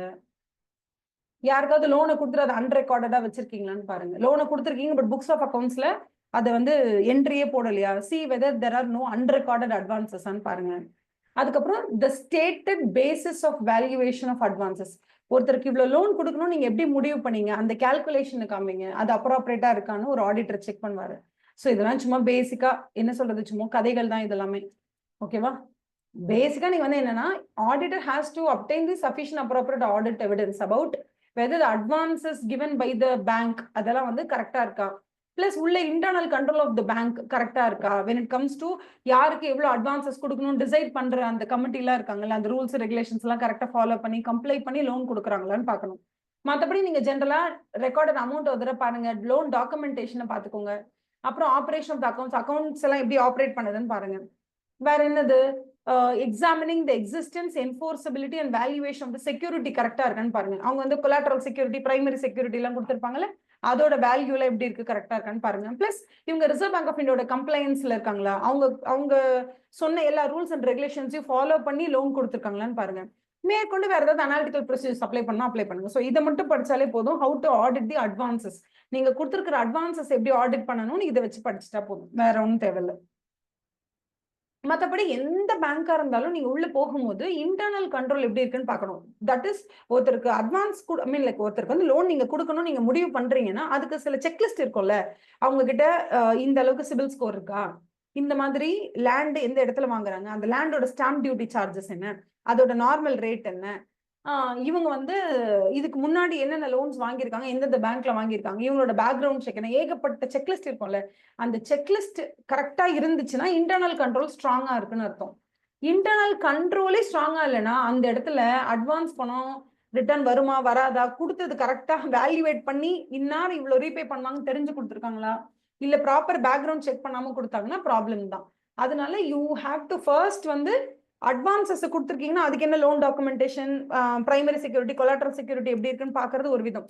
இன்னொன்னு என்னன்னா when it comes to யாருக்கு அட்வான்ஸ் கொடுக்கலாம், தட் இஸ் யாருக்கு அந்த லோனை கொடுக்கலாம், அவங்களோட பேக்ரவுண்ட் செக் என்ன, ஒரு லோனை கொடுக்கறதுக்கு முன்னாடி நம்ம ஃபாலோ பண்ண வேண்டிய எல்லா ப்ரோட்டோகால் என்ன, அதுக்கு அதான இன்டர்னல் கண்ட்ரோல் என்ன, அந்த இன்டர்னல் கண்ட்ரோல் கரெக்டா இருந்துச்சுன்னா அப்போ ஆட்டோமேட்டிக்கா நீங்க யாருக்கு லோன் கொடுக்குறீங்க அப்படிங்கிறதுல ஒரு கிளாரிட்டி இருக்கும். அதுக்குதான் இந்த ப்ளூ கலர் டப்பா வச்சிருக்காங்க. என்ன சொல்றாங்க, நம்பர் 1, ஒரு லோன் கேட்க ஒருத்தன் வரான்னா அவனோட கிரெடிட் வர்த்தினஸ், சிபில் ஸ்கோர்லாம் செக் பண்ணிட்டு தான் ஒருத்தனுக்கு லோன் கொடுக்கணும். அவன் நம்ம கேட்கிற எல்லா டாக்குமெண்ட்ஸையும் அவன் கரெக்டா கொண்டு வந்து சப்மிட் பண்ணணும். அப்பதான் அவனுக்கு லோன் கொடுப்பாங்க. 3வது, நம்ம எந்த பர்பஸ்க்காக லோன் கொடுக்குறோமோ அந்த பர்பஸ்க்காக தான் அவன் எண்ட் யூஸ் ஆஃப் த ஃபண்டை யூஸ் பண்ணணும். நம்ம கிட்ட வந்து வீடு கட்ட லோன் வாங்கிட்டு அவன் அங்க போய் கடை கட்டி விடக்கூடாது, அது ஒண்ணு. அதே மாதிரி சஃபிஷியன்ட் மார்ஜின் அவன் கொண்டு வரணும். நம்ம சாங்ஷன் லெட்டர் சொல்லியிருப்போம், ஓகேவா, கண்டிப்பா நீ we have to maintain the kind of margin இருக்கணும். அவன் வந்து ஒரு எல்ஐசி சர்டிபிகேட் வச்சு பணம் வாங்கிட்டு போனா கூட அதுல 40% மார்ஜின்னா அவன் 100 கோடிக்கு கொண்டு சர்டிபிகேட் கொடுத்தாலும் நீங்க 60 கோடி தான் கொடுக்கணும். அந்த sufficient margin should be maintain, அது பாத்துக்கோங்க. அதுக்கடுத்து என்னது, ஷேரு, டிபென்ச்சர் சர்டிபிகேட் இதெல்லாம் கொண்டு வந்து பேங்கோட பேர்ல எழுதி வச்சுட்டு அவன் லோனை வாங்கிட்டு போறான் அப்படின்னா, இந்த ஓனர்ஷிப் இருக்குல்ல, இந்த பேங்க் வச்சிருக்கிற அந்த ஷேர்ஸ் அண்ட் டிபென்ச்சரோட ஓனர்ஷிப் இருக்குல்ல, அதுக்கான டாக்குமெண்டேஷன்லாம் கரெக்டா இருக்கா, அது எப்படி இருக்கு என்ன ஏதுன்றது நம்ம பார்க்கணும். அண்ட் ஃபைனலி சிலதை வந்து அவங்க ஈக்விட்டபிள் மார்ட்கேஜா கொடுத்துருப்பாங்க, சிலதை ரெஜிஸ்டர்ட் மார்ட்கேஜா கொடுத்துருப்பாங்க. எந்தெந்த சர்டிபிகேட்லாம் ஈக்விட்டபிள் மார்ட்கேஜ், எந்தெந்த சர்டிபிகேட்லாம் ரெஜிஸ்டர்ட் மார்ட்கேஜ்னு உங்களுக்கு புரியணும். இந்த இடத்துல இருக்கும் பாருங்களேன். உங்ககிட்ட எல்லா securities requiring registration should be registered. For example வீட்டு பத்திரத்தை கொண்டு வந்து கொடுக்குறான், கொடுத்துட்டு நீங்க காசு கொடுங்க, நான் காசு கொண்டு திருப்பி கொடுத்துட்டு பத்திரத்தை வாங்கிட்டு போறேன், அதுனா அது ஈக்விட்டபிள் மார்ட்கேஜ். இல்ல இல்ல, இந்தாங்க வீட்டு பத்திரம், இது உங்க பேர்ல நீங்க எழுதிக்கோங்க, நான் சைன் போடுறேன், உங்க பேர்ல எழுதிடுறேன், நான் எப்ப ரீபே பண்ணணும் அப்ப அது என் பேருக்கு எழுதித்தாங்க. It is called as registered mortgage. எந்தெந்த செக்யூரிட்டி எல்லாம் பேங்க் பேர்ல ரெஜிஸ்டர் பண்ணணுமோ அதெல்லாம் ரெஜிஸ்டர் பண்ணாதான் நீங்க லோன் கொடுக்கணும். எந்தெந்த செக்யூரிட்டி எல்லாம் சும்மா நம்ம கையில வாங்கி வச்சுக்கிட்டாலே போதுமோ அதுக்கு நீங்க ஈக்விட்டபிள் மார்ட்கேஜ்ல லோன் கொடுக்கலாம். இதெல்லாம் செக் பண்ணிக்கணும்னு சொல்றாங்க. ஓகேவா, இந்த மாதிரி ஃபியூ பாயிண்ட்ஸ் இருக்கும். ஓகே, டிராயிங் பவர் ரெஜிஸ்டர்னு ஒன்று வச்சிருக்கணும். வச்சுட்டு டிராயிங் பவர் எப்படி கால்குலேட் பண்ணீங்க, ஜென்ரலாவே வந்து க்ளோசிங் ஸ்டாக்னா அங்க எவ்வளவு மார்ஜின் அப்ளை பண்ணணும், சன்ரி டெட்டர்ஸ்க்கு எவ்வளவு மார்ஜின் அப்ளை பண்ணணும், இதெல்லாம் ஒரு ஆஃபீஸர் உட்காந்து செக் பண்ணணும். ஓகேவா, இப்ப அதே மாதிரி வந்து கோல்டு எல்லாம் உங்ககிட்ட கொடுத்துட்டு நாங்க லோன் வாங்கிட்டு போறோம் அப்படின்னு சொன்னா அந்த கோல்டு நீங்க வாங்கி வச்சு அந்த கோல்டு எவ்வளவு பத்திரமா வச்சிருக்கீங்க, அதுக்கு நீங்க என்ன இன்டர்னல் கண்ட்ரோல் வச்சிருக்கீங்க. ஃப்ரீக்வென்ட்லி குடவுன்லாம் இருக்கும், இப்போ குடவுன்ல இருக்க கூட்ஸை இங்க இருக்கு பாருங்க, இன் கேஸ் ஆஃப் கூட்ஸ் இந்த position of the bank, bank கிட்ட கொண்டு வந்து அந்த பேக்கேஜ் அப்படியே கொடுத்துடுறாங்க, கோல்டு கொடுத்துட்டு லோன் வாங்கிட்டு போறாங்கன்னா அந்த கோல்டை பாதுகாக்க வேண்டியது உங்க பொறுப்பு. அதுக்கு எப்படி இன்டர்னல் கண்ட்ரோல் இருக்கு, இது எல்லாமே பார்க்கணும். ஓகேவா, இதெல்லாம் வச்சுதான் we are studying about என்னது ஆடிட் ஆஃப் அட்வான்சஸ் அப்படிங்கிறது இதை வச்சுதான் இருக்கும். சாங்ஷன் லிமிட் குள்ள இருக்கா, டிராயிங் பவர் குள்ள இருக்கா, டிராயிங் பவர் தாண்டி யூஸ் பண்றாங்களா, சாங்ஷன் லிமிட்ங்கிறது ஒரு பேங்க் மேக்ஸிமம் ஒருத்தருக்கு எவ்வளவு லோன் கொடுக்கலாம் அப்படிங்கிற அந்த எக்ஸ்போஷர் லிமிட், அந்த எக்ஸ்போஷர் லிமிட் அளவுக்கு யாருக்கும் லோன் கொடுக்க மாட்டாங்க, டிராயிங் பவர்ல தான் கொடுப்பாங்க. அந்த டிராயிங் பவருக்குள்ள தான் அவன் யூஸ் பண்ணணும். யூஸ் பண்றான்னா மாசம் அவன் ஸ்டாக் ஸ்டேட்மெண்ட் உங்களுக்கு பிரசென்ட் பண்றானான்னு பாருங்க. 3 மந்த்துக்கு பழைய ஸ்டாக் ஸ்டேட்மெண்ட் கொண்டு வந்து கொடுத்தானா அதை வாங்காதீங்க. மினிமம் 3 மந்த் இருக்கணும் அதுக்கு. ஓகேவா, மினிமம் த்ரீ மந்த்ஸ்க்கு முன்னாடி அவன் வந்து ரெடி பண்ணிருந்தானா அதை வாங்காதீங்க. ஃப்ரெஷ்ஷான ஸ்டேட்மெண்ட் இருந்தா வாங்கிக்கோங்க. அந்த மாதிரி they'll talk about something. அதுக்கப்புறம் இந்த இடத்துல இருக்கு பாத்தீங்களா, they are asking you a question on drawing power calculationல they have given you question. Drawing power calculation, value of stock fully damaged 5 lakhs இருக்கு, இதை மைனஸ் பண்ணிடுவீங்க. வேல்யூ ஆஃப் டெட்டார்ஸ் இந்த 50 lakhs, value of debtors exceeding 90 days என்பிஏவை minus பண்ணிடுவீங்க. Value of creditors இந்த 50 lakhs எங்கேருந்து minus பண்ணுவீங்கன்னா இந்த இடத்துல மைனஸ், வேல்யூ ஸ்டாக்ல இருந்து 50 லட்சத்தை மைனஸ் பண்ணிடுவீங்க. ஏன்னா இது வந்து என்னன்னா this is nothing but unpaid creditors. Balance என்ன இருக்கோ அதுதான் டிராயிங் பவர் கால்குலேட் பண்ணுவீங்க. இங்க அவங்க என்ன சொல்றாங்கன்னா டிராயிங் பவர் 82 லட்சம் 82,50,000 ரூபாய், இது கரெக்டா இல்லைன்னு கேக்குறாங்க. இப்போ நீங்க மெஷர் பண்ணிட்டு கரெக்டா இல்லையான்னு சொல்ல வேண்டியதுதான். ஓகேவா, அண்ட் லாஸ்ட் ஹெட்டிங் வந்து ஆடிட் ஆஃப் ரெவென்யூ ஐட்டம்ஸ். என்னமா ரெவென்யூ என்னென்ன வரப்போகுது, டிடி எடுக்கிற சார்ஜஸ்ல இருந்து நீங்க இன்ட்ரெஸ்ட், அதாவது பணத்தை வெளியில வட்டிக்கு கொடுக்குறீங்கன்னா அங்கேருந்து வரதெல்லாம் இன்ட்ரெஸ்ட் இன்கம் உண்டு. அதர் இன்கம் எப்படி வரும், நீங்க வந்து commission for bill collection, NEFT, RTGS, letter of credit கொடுக்கறது, letter of mobile banking fees, ATM charge, அந்த மாதிரி ஏகப்பட்டது இருக்கும். ஓகேவா, இது எல்லாத்தையும் ஒரு நீங்க படிச்சுக்கோங்க. What are the different types of income that can be earned by the bank. இது எல்லாமே வந்து அதர் தேன் இன்ட்ரெஸ்ட். இதெல்லாம் இன்ட்ரெஸ்ட் இன்கம் தவிர என்னென்னலாம் இருக்குமோ அதெல்லாம் படிச்சுக்கணும். சம்டைம்ஸ் வந்து நம்ம என்ன பண்ணுவோம், வில் பி ஹேவிங் நம்மளோட சர்ப்ளஸ் ஃபண்ட் இருக்கும், நம்ம ஏதோ ஷேர்ஸ் சர்டிஃபிகேட்ஸ் ஏதாவது கையில் வச்சிருப்போம். கடன் வாங்கினா அந்த ஷேர் அவனால திருப்பியே கட்ட முடியாது. ஸோ அந்த ஷேர் நம்ம கிட்டே இருக்கும். அந்த ஷேர் நம்ம வச்சிருக்கிறதுக்கு போல அதை வித்துட்டு அந்த பணத்தை எடுத்துலாம்னு பார்ப்போம். விற்கும் போது ஒரு ப்ராஃபிட் வரும். So profit on sale of investments அதெல்லாம் வரும். ஏகப்பட்டது வரும். இங்க பாருங்க, ஏகப்பட்டது இருக்கு. ஒண்ணுமே நீங்க இதெல்லாம் படிச்சிக்கலாம். ஐபிஓல வந்து bank can act as underwriting கமிஷனரா இருக்கலாம்னு சொல்லியிருக்கீங்களா? அப்ப அண்டர் ரைட்டரா யார் இருக்கலாம், ஒரு பேங்க் இருக்கலாம். அண்டர் ரைட்டிங் கமிஷன் வாங்குறாங்களே அது என்னது, இன்கம். அதை தான் இன்ட்ரெஸ்ட் இன்கம் தானே. ஸோ அதை தான் இன்ட்ரெஸ்ட் இன்கம் ஒரு பேங்கால நிறைய வாங்க முடியும். அந்த இன்கம் எல்லாம் வரிசையா எழுதுங்க. இந்த பக்கம் இன்ட்ரெஸ்ட் ஏர்ன்ட் ஆன் எனிதிங் அது எல்லாத்தையும் ஒன்னா எழுதுங்க. எழுதிட்டு இதெல்லாம் எப்படி ஆடிட் பண்ணுவீங்கன்னு கேட்கறாங்க. ஓகேவா, எப்படி ஆடிட் அப்ரோச் பண்ணுவீங்க. ஸோ நீங்க ஆடிட் எவிடன்ஸை கலெக்ட் பண்ணணும். ஆர்பிஐ சில டைரக்ஷன்ஸ் எல்லாம் கொடுத்துருப்பாங்க, இது இப்படி இருக்கணும். அந்த மாதிரி அக்ரூவல் கான்செப்ட்ல இருக்கான்னு நீங்க பாருங்க. ஆஸ் பர் அக்ரூவல் கான்செப்ட் இருக்கான்னு பாருங்க ஆர்பிஐ டைரக்ஷன்ல. ஸோ இதுதான், இது பேசிக்கா வந்து ரெவென்யூ சர்டன்டி அன்சர்டன்டி இருக்கும். ரெவென்யூ வந்து உங்களுக்கு கண்டிப்பா வரும் வராதுன்றது தெரியும். ஓகேவா, for example bank recognises income such as interest, fees, commission on accrual basis as it is earned. வர அதை அப்படியே கால்குலேட் பண்ணிடுவாங்க. It is an essential condition for accrual of income that it should not be unreasonable to expect. ஐயோ இவங்க கிட்டலாம் போய் expect பண்ணலாமா, இவங்க கிட்ட எக்ஸ்பெக்ட் பண்ணாலும் வராது, எவ்வளவு அன்ரீசனபிளா எக்ஸ்பெக்ட் பண்றீங்க பாரு அப்படின்னு சொல்ற இடத்துல நீங்க அக்ரூவல் பேசிஸ் யூஸ் பண்ணக்கூடாது. எந்த இடத்துல நீங்க அக்ரூவல் பேசிஸ் யூஸ் பண்ணலாம்னா, கண்டிப்பா இந்த பணம் வரதானே போகுது. இதுல என்ன, they are suppose to pay on 5th, இல்லனாலும் அவங்க 7th பே பண்ணிடுவாங்க. அப்படின்னு உங்களுக்கு அந்த ரீசனபிளா வந்துடும்னு உங்களுக்கு தெரிஞ்சா நீங்க அக்ரூவல் யூஸ் பண்ணுங்க. இல்லனா அக்ரூவல் யூஸ் பண்ணாதீங்க. In view of significant uncertainty regarding ultimate collection of income arising in respect of NPA பொறுத்த வரைக்கும், எந்தெந்த அசெட் எல்லாம் என்பிஏவா கிளாசிஃபை பண்ணிட்டீங்களோ, என்பிஏல இருந்து வர வேண்டிய டியூ டேட் அன்னைக்கு ஒரு இன்கம் வரணும்னா அதை நீங்க தயவு செய்து அக்ரூவல்ல போடாதீங்க. இதுவே ஸ்டாண்டர்ட் அசெட்ல இருந்து வர வேண்டிய எல்லா இன்கமையும் அக்ரூவல்ல போட்டுக்கோங்க. என்பிஏல இருந்து வர வேண்டிய எதையுமே அக்ரூவல்ல போடாதீங்க. சப்போஸ் என்பிஏல ஒரு தடவை கிளாசிஃபை பண்ணிட்டீங்க, பண்ணிட்டு ஒரு 6 மாசம் ஆச்சு, அது என்பிஏவாவே தான் இருக்கு, அவங்க இன்னும் எதுவுமே பே பண்ணல. 7வது மாசம் நடக்கும்போது அவங்க கொண்டு வந்து மொத்தமா கடந்த 8 மாசத்துக்கு பே பண்ண வேண்டிய மொத்த இஎம்ஐ ஒன்னா பே பண்ணிட்டாங்க. இப்ப வந்து உங்களுக்கு லாட்டரி சீட் அடிச்ச மாதிரி. ஏன்னா இது வரைக்கும் அது அக்ரூவல் கான்செப்ட்ல கடந்த 8 மாசத்தோட இஎம்ஐய நீங்க இன்கம் ஏர்ன் பண்ணதா போடவே இல்லை. ஏன்னா அக்ரூவல் கான்செப்ட நீங்க ஃபாலோ பண்ணல, வந்தா பாத்துக்கலாம்னு சொல்லி விட்டுட்டீங்க. அதனால என்பிஏ கேட்டகரியில இருக்கிற ஒரு பாரோவர் உங்களுக்கு வந்து 9 மாசத்தோட இஎம்ஐ சேர்த்து ஒரே மாசத்துல கொண்டு வந்து பே பண்ணாருன்னா, அப்ப தாராளமா நீங்க அதை இன்கமா கன்சிடர் பண்ணலாம். சப்போஸ் ஒருத்தர் ஸ்டாண்டர்ட் அசெட்ல இருக்காரு, அவரை நான் என்ன பண்றேன், இவர் கண்டிப்பா வந்துரும்னு நினைச்சு நான் என்ன பண்றேன், அவரை அக்ரூவல் கான்செப்ட்ல இன்கமா கன்சிடர் பண்றேன். பட் அவர் நான் கன்சிடர் பண்ண நேரமா என்னமோ தெரியல, அடுத்த 3 மாசம் அவர் இன்ட்ரெஸ்டே பே பண்ணல. அப்ப இந்த 3 மாசத்தோட இன்கமா நான் ரிவர்ஸ் பண்ணிடணும், அது கன்சிடரே பண்ணக்கூடாதுன்னு சொல்றாங்க. சோ இந்த இடத்துல பேங்க பொறுத்த வரைக்கும் ரெவென்யூ சர்டனா இருக்கும்னு தெரிஞ்சா அக்ரூவல் ஃபாலோ பண்ணுங்க, சர்டனா இருக்காதுன்னு தெரிஞ்சா அக்ரூவல் கான்செப்ட் ஃபாலோ பண்ணாதீங்கன்னு சொல்றாங்க. அதே மாதிரி நீங்க யாருக்காவது செக்யூரிட்டிஸ் கொடுத்துருக்கீங்க, அட்வான்சஸ் பே பண்ணிருக்கீங்க, தட் இஸ் யாருக்காவது லோன் கொடுத்துருக்கீங்க பேஸ்ட் ஆன் செக்யூரிட்டி அப்படின்னா, அந்த செக்யூரிட்டி எல்லாம் வாங்கி பத்திரமா வச்சுக்கிட்டு அதுல என்னென்ன இப்ப இந்திர விகாஸ் பத்திரம், அதுக்கப்புறம் கிசான் விகாஸ் பத்திரம், பத்ராஸ்னா பத்திரங்கள், நேஷனல் சேவிங் சர்டிபிகேட்ஸ் இதெல்லாம் இருந்துச்சுன்னா இதுல எல்லாம் வந்து வர வேண்டிய இன்ட்ரெஸ்ட் இன்கம் உங்களுக்கு ஆட்டோமேட்டிக்கா வந்துடும். அப்ப நீங்க ஆட்டோமேட்டிக்கா நீங்க என்ன பண்ணுவீங்க, இதுலலாம் இன்ட்ரெஸ்ட் இன்கம் உங்களுக்கு தானாவே வந்துடும். So those securities that you hold as a banker, நீங்க எதெல்லாம் வந்து வச்சிருக்கீங்களோ, national saving certificates, gold certificate, Indira Vikas Patra, Kisan Vikas Patra, இது எல்லாத்துக்குமே 6 மாசத்துக்கு ஒரு தடவை உங்களுக்கு இன்ட்ரெஸ்ட் வரணும், அது வந்துடும். ஏன்னா பேங்க் அது வந்து கவர்மெண்ட் கிட்ட இருந்து வருது, அதை நீங்க தாராளமா அக்ரூவல் கான்செப்ட்ல போடலாம். அதே மாதிரி பில்ஸ் பர்ச்சேஸ்டு, பில்ஸ் கலெக்டட், அதுல இருந்து வரக்கூடிய இன்கம்லாம் கரெக்டா வரும்போது போடுங்க அப்படின்னு சொல்றாங்க. ஓகேவா? In case of bills for collection, the auditor should also examine the procedure for crediting the party on whose behalf the bill has been collected. The procedure is such that the customer's account is credited only after the bill has actually been collected. அப்படின்னா என்னன்னா, bill collection accrual கிடையாது. No accrual concept. No accrual concept for bill collection. Bill வரணும்னா அவன் பணம் கொடுத்தாதான் நீங்க அவனை வந்து கேன்சல் பண்ணுவீங்க. அவன் பேரை அவன் பணம் கொடுக்குற வரைக்கும் அவன் உங்களுக்கு டெட்டாரா தான் இருப்பான். Do you understand? So bill collection, bill purchase எல்லாமே வந்து it is not on accrual basisன்றாங்க. Renegotiation sometimes என்னன்னா சில பேர்னால ஜெனுவனா வந்து இந்த வயநாடுல எல்லாம் வந்து நிலச்சரிவு எல்லாம் ஏற்பட்டுச்சு. அந்த டைம்ல எல்லாம் வந்து நிறைய பேர் வீடே போயிடுச்சு, அவங்களால எப்படி ஹவுசிங் லோன் கட்ட முடியும்.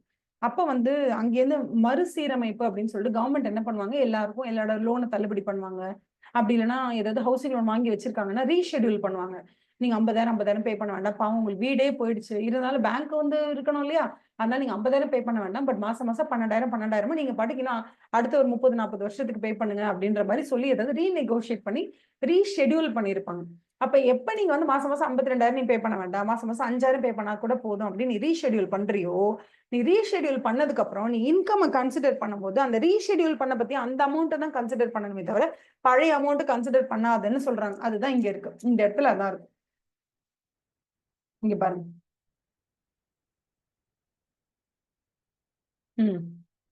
Fees and commission. Fees, commission earned by the bank as a result of renegotiation. நீங்க renegotiate பண்ணதுனால உங்களுக்கு ஒரு இன்கம் வருதுன்னு வச்சுக்கோங்களேன். Example, rescheduling of outstanding debt. ஒருத்தர் உங்களுக்கு தர வேண்டிய பணத்தை நீங்க வேற மாதிரி ரீஷெடியூல் பண்றீங்க.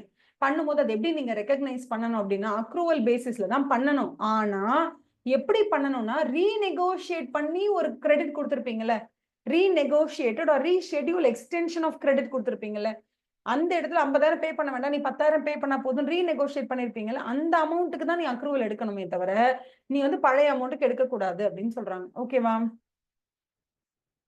மத்தது எல்லாமே நீங்க டெஸ்ட் செக் பண்ணிக்கலாம். 100 அக்கவுண்ட்ல இன்ட்ரெஸ்ட் ஏர்ன் பண்ணிருக்கீங்க அப்படின்னா அதெல்லாம் சாம்பிள் செக் பண்ணிக்கலாம்னு சொல்றாங்க. டெஸ்ட் செக் பண்ணிக்கோங்க. ஃபீஸ், கமிஷன் ஏர்ன்டு இல்ல interest income earned by the bank எல்லாம் நீங்க அந்த மாதிரி பண்ணிக்கலாம்.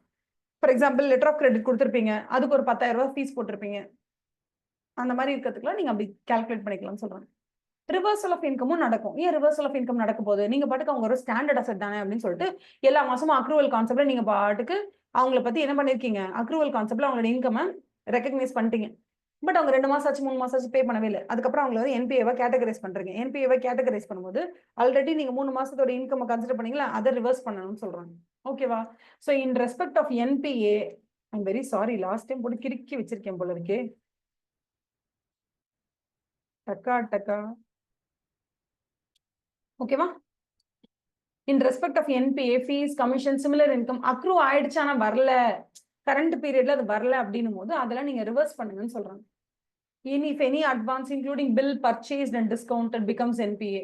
நீங்க நினைச்சிருப்பீங்க, ஐயோ இது டாடா கொடுத்த பில்லு தானே, ஒரு செக் தானே, இது கண்டிப்பா அவங்க வந்து சாங்ஷன் பண்ணிடுவாங்க, கண்டிப்பா பே பண்ணிடுவாங்க, இல்ல ஒரு பெரிய கம்பெனி இவங்க கண்டிப்பா பே பண்ணிடுவாங்கன்னு நினைச்சு நீங்க என்ன பண்ணீங்க, பில்ல கொண்டு வந்து டிஸ்கவுண்ட் பண்ணவங்க கிட்ட வாங்கிட்டீங்க. பட் அந்த பில் டிஸ்கவுண்ட் பண்ணியாச்சு, பில் பே பண்ணல, பே ஆகல அப்படின்னு சொல்லும் போது வேற என்ன வழி, வேற வழியே கிடையாது. ஸோ அந்த டைம்ல நீங்க அது இன்கமா கன்சிடர் பண்ண முடியாது. ஸோ அதான் ப்ராப்ளம். ஓகேவா? when the bill is not presented, நீ பில் பிரசன்ட் பண்ற, அங்கேருந்து பேமெண்ட் கிடைக்கலன்னு சொல்லும் போது நீ பில்ல டிஸ்கவுண்ட் பண்ணும்போது ஒரு ஃபீஸ் கலெக்ட் பண்ணிருப்பல. ஃபார் எக்ஸாம்பிள் அப்துல்னு ஒருத்தர் வந்திருப்பார், வந்துட்டு 100 ரூபாய்க்கு பில்ல நீட்டுவார். இந்த மாதிரி எனக்கு 100 ரூபாய் வரணும், 2 மாசம் கழிச்சு தான் வரும்னு சொல்லிட்டாங்க அவங்க, எனக்கு இப்ப 90 ரூபாய் கொடுங்க நான் கிளம்புறேன் அப்படின்னு. ஸோ 90 ரூபாய் கொடுத்துருவீங்க, 10 ரூபாய் வந்து உங்களுக்கு கமிஷன். இந்த 10 ரூபாய் கமிஷனை நீங்க அப்பயே வந்து கன்சிடர் பண்ணிட்டீங்கன்னா கரெக்டா இந்த 90 ரூபாய் கொடுத்துட்டீங்க, 10 ரூபாய் வந்து உங்களுக்கு இன்கம் தானே. லைக் 100 rupees வேல்யூ உள்ள வந்து செக், அதை எடுத்துட்டு போய் ஒரு 60 days கழிச்சு யார் கொடுக்கணுமோ அவங்க கிட்ட எடுத்துட்டு போய் நீட்டுறீங்க, அவங்க பணம் கொடுக்கல. இப்ப ஆல்ரெடி 10 ரூபாவை நீங்க கன்சிடர் பண்ணிருப்பீங்களா இன்கமா, அதை ரிவர்ஸ் பண்ணுங்கன்றாங்க. ஸோ இதெல்லாம் நார்மல் ரிவர்சல் என்ட்ரிஸ் பண்ணுவாங்க. ஓகேவா? வேற ஏதாவது ராங்கா நீங்க வந்து ரெகக்னைஸ் பண்ணிருக்கீங்க ஏதாவது இன்கம் அப்படின்னாலும் அதை ரிவர்ஸ் பண்ணுவாங்க. So any income which you have already considered but here after அது வரவே வராதுன்னு உங்களுக்கு தெரிஞ்சிருச்சுன்னா அதை தாராளமா நீங்க ரிவர்சல்ல பண்ணிடலாம் அப்படின்னு சொல்றாங்க. ஓகேவா?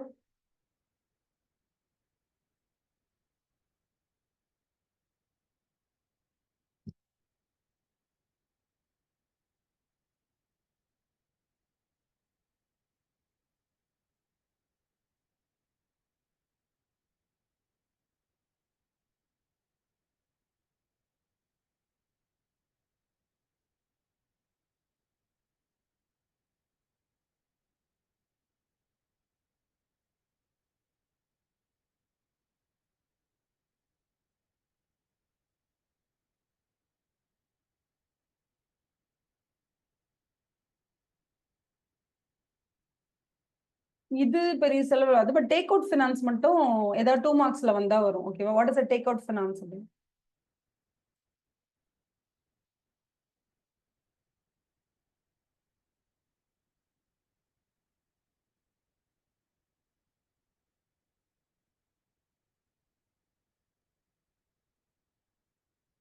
ஓகேவா? ஒரு தடவை பாத்துக்கோங்க, இந்த ப்ளூ டப்பாஃப்ல பாத்துக்கோங்க, ரிவர்சல் ஆஃப் இன்கம். ஆனா இதுல இது வராது, பட் ஸ்டில் சும்மா ஒரு தடவை நம்ம பாத்துக்கலாம், அவ்வளவுதான். இந்த ப்ளூ டப்பால இருக்கிறதுலாம் எதுவுமே பெருசா வராது. ஆடிட் ஆஃப் அட்வான்சஸ், இல்லைன்னா audit of revenue items, audit of expense items, இதெல்லாம் ஒண்ணு வராது. வந்தா சும்மா மேனேஜ் பண்றதுக்காக நம்ம படிச்சுட்டு இருக்கோம். எனக்கு தெரிஞ்ச மேஜரா 2 தான். ஒன்னு வந்து டிராயிங் பவர், இன்னொன்னு வந்து classification of asset, standard asset, substandard asset, NPA, doubtful category 1 2 3, இதுதான் இம்பார்ட்டன்ட். மற்றதெல்லாம் சும்மா தான்.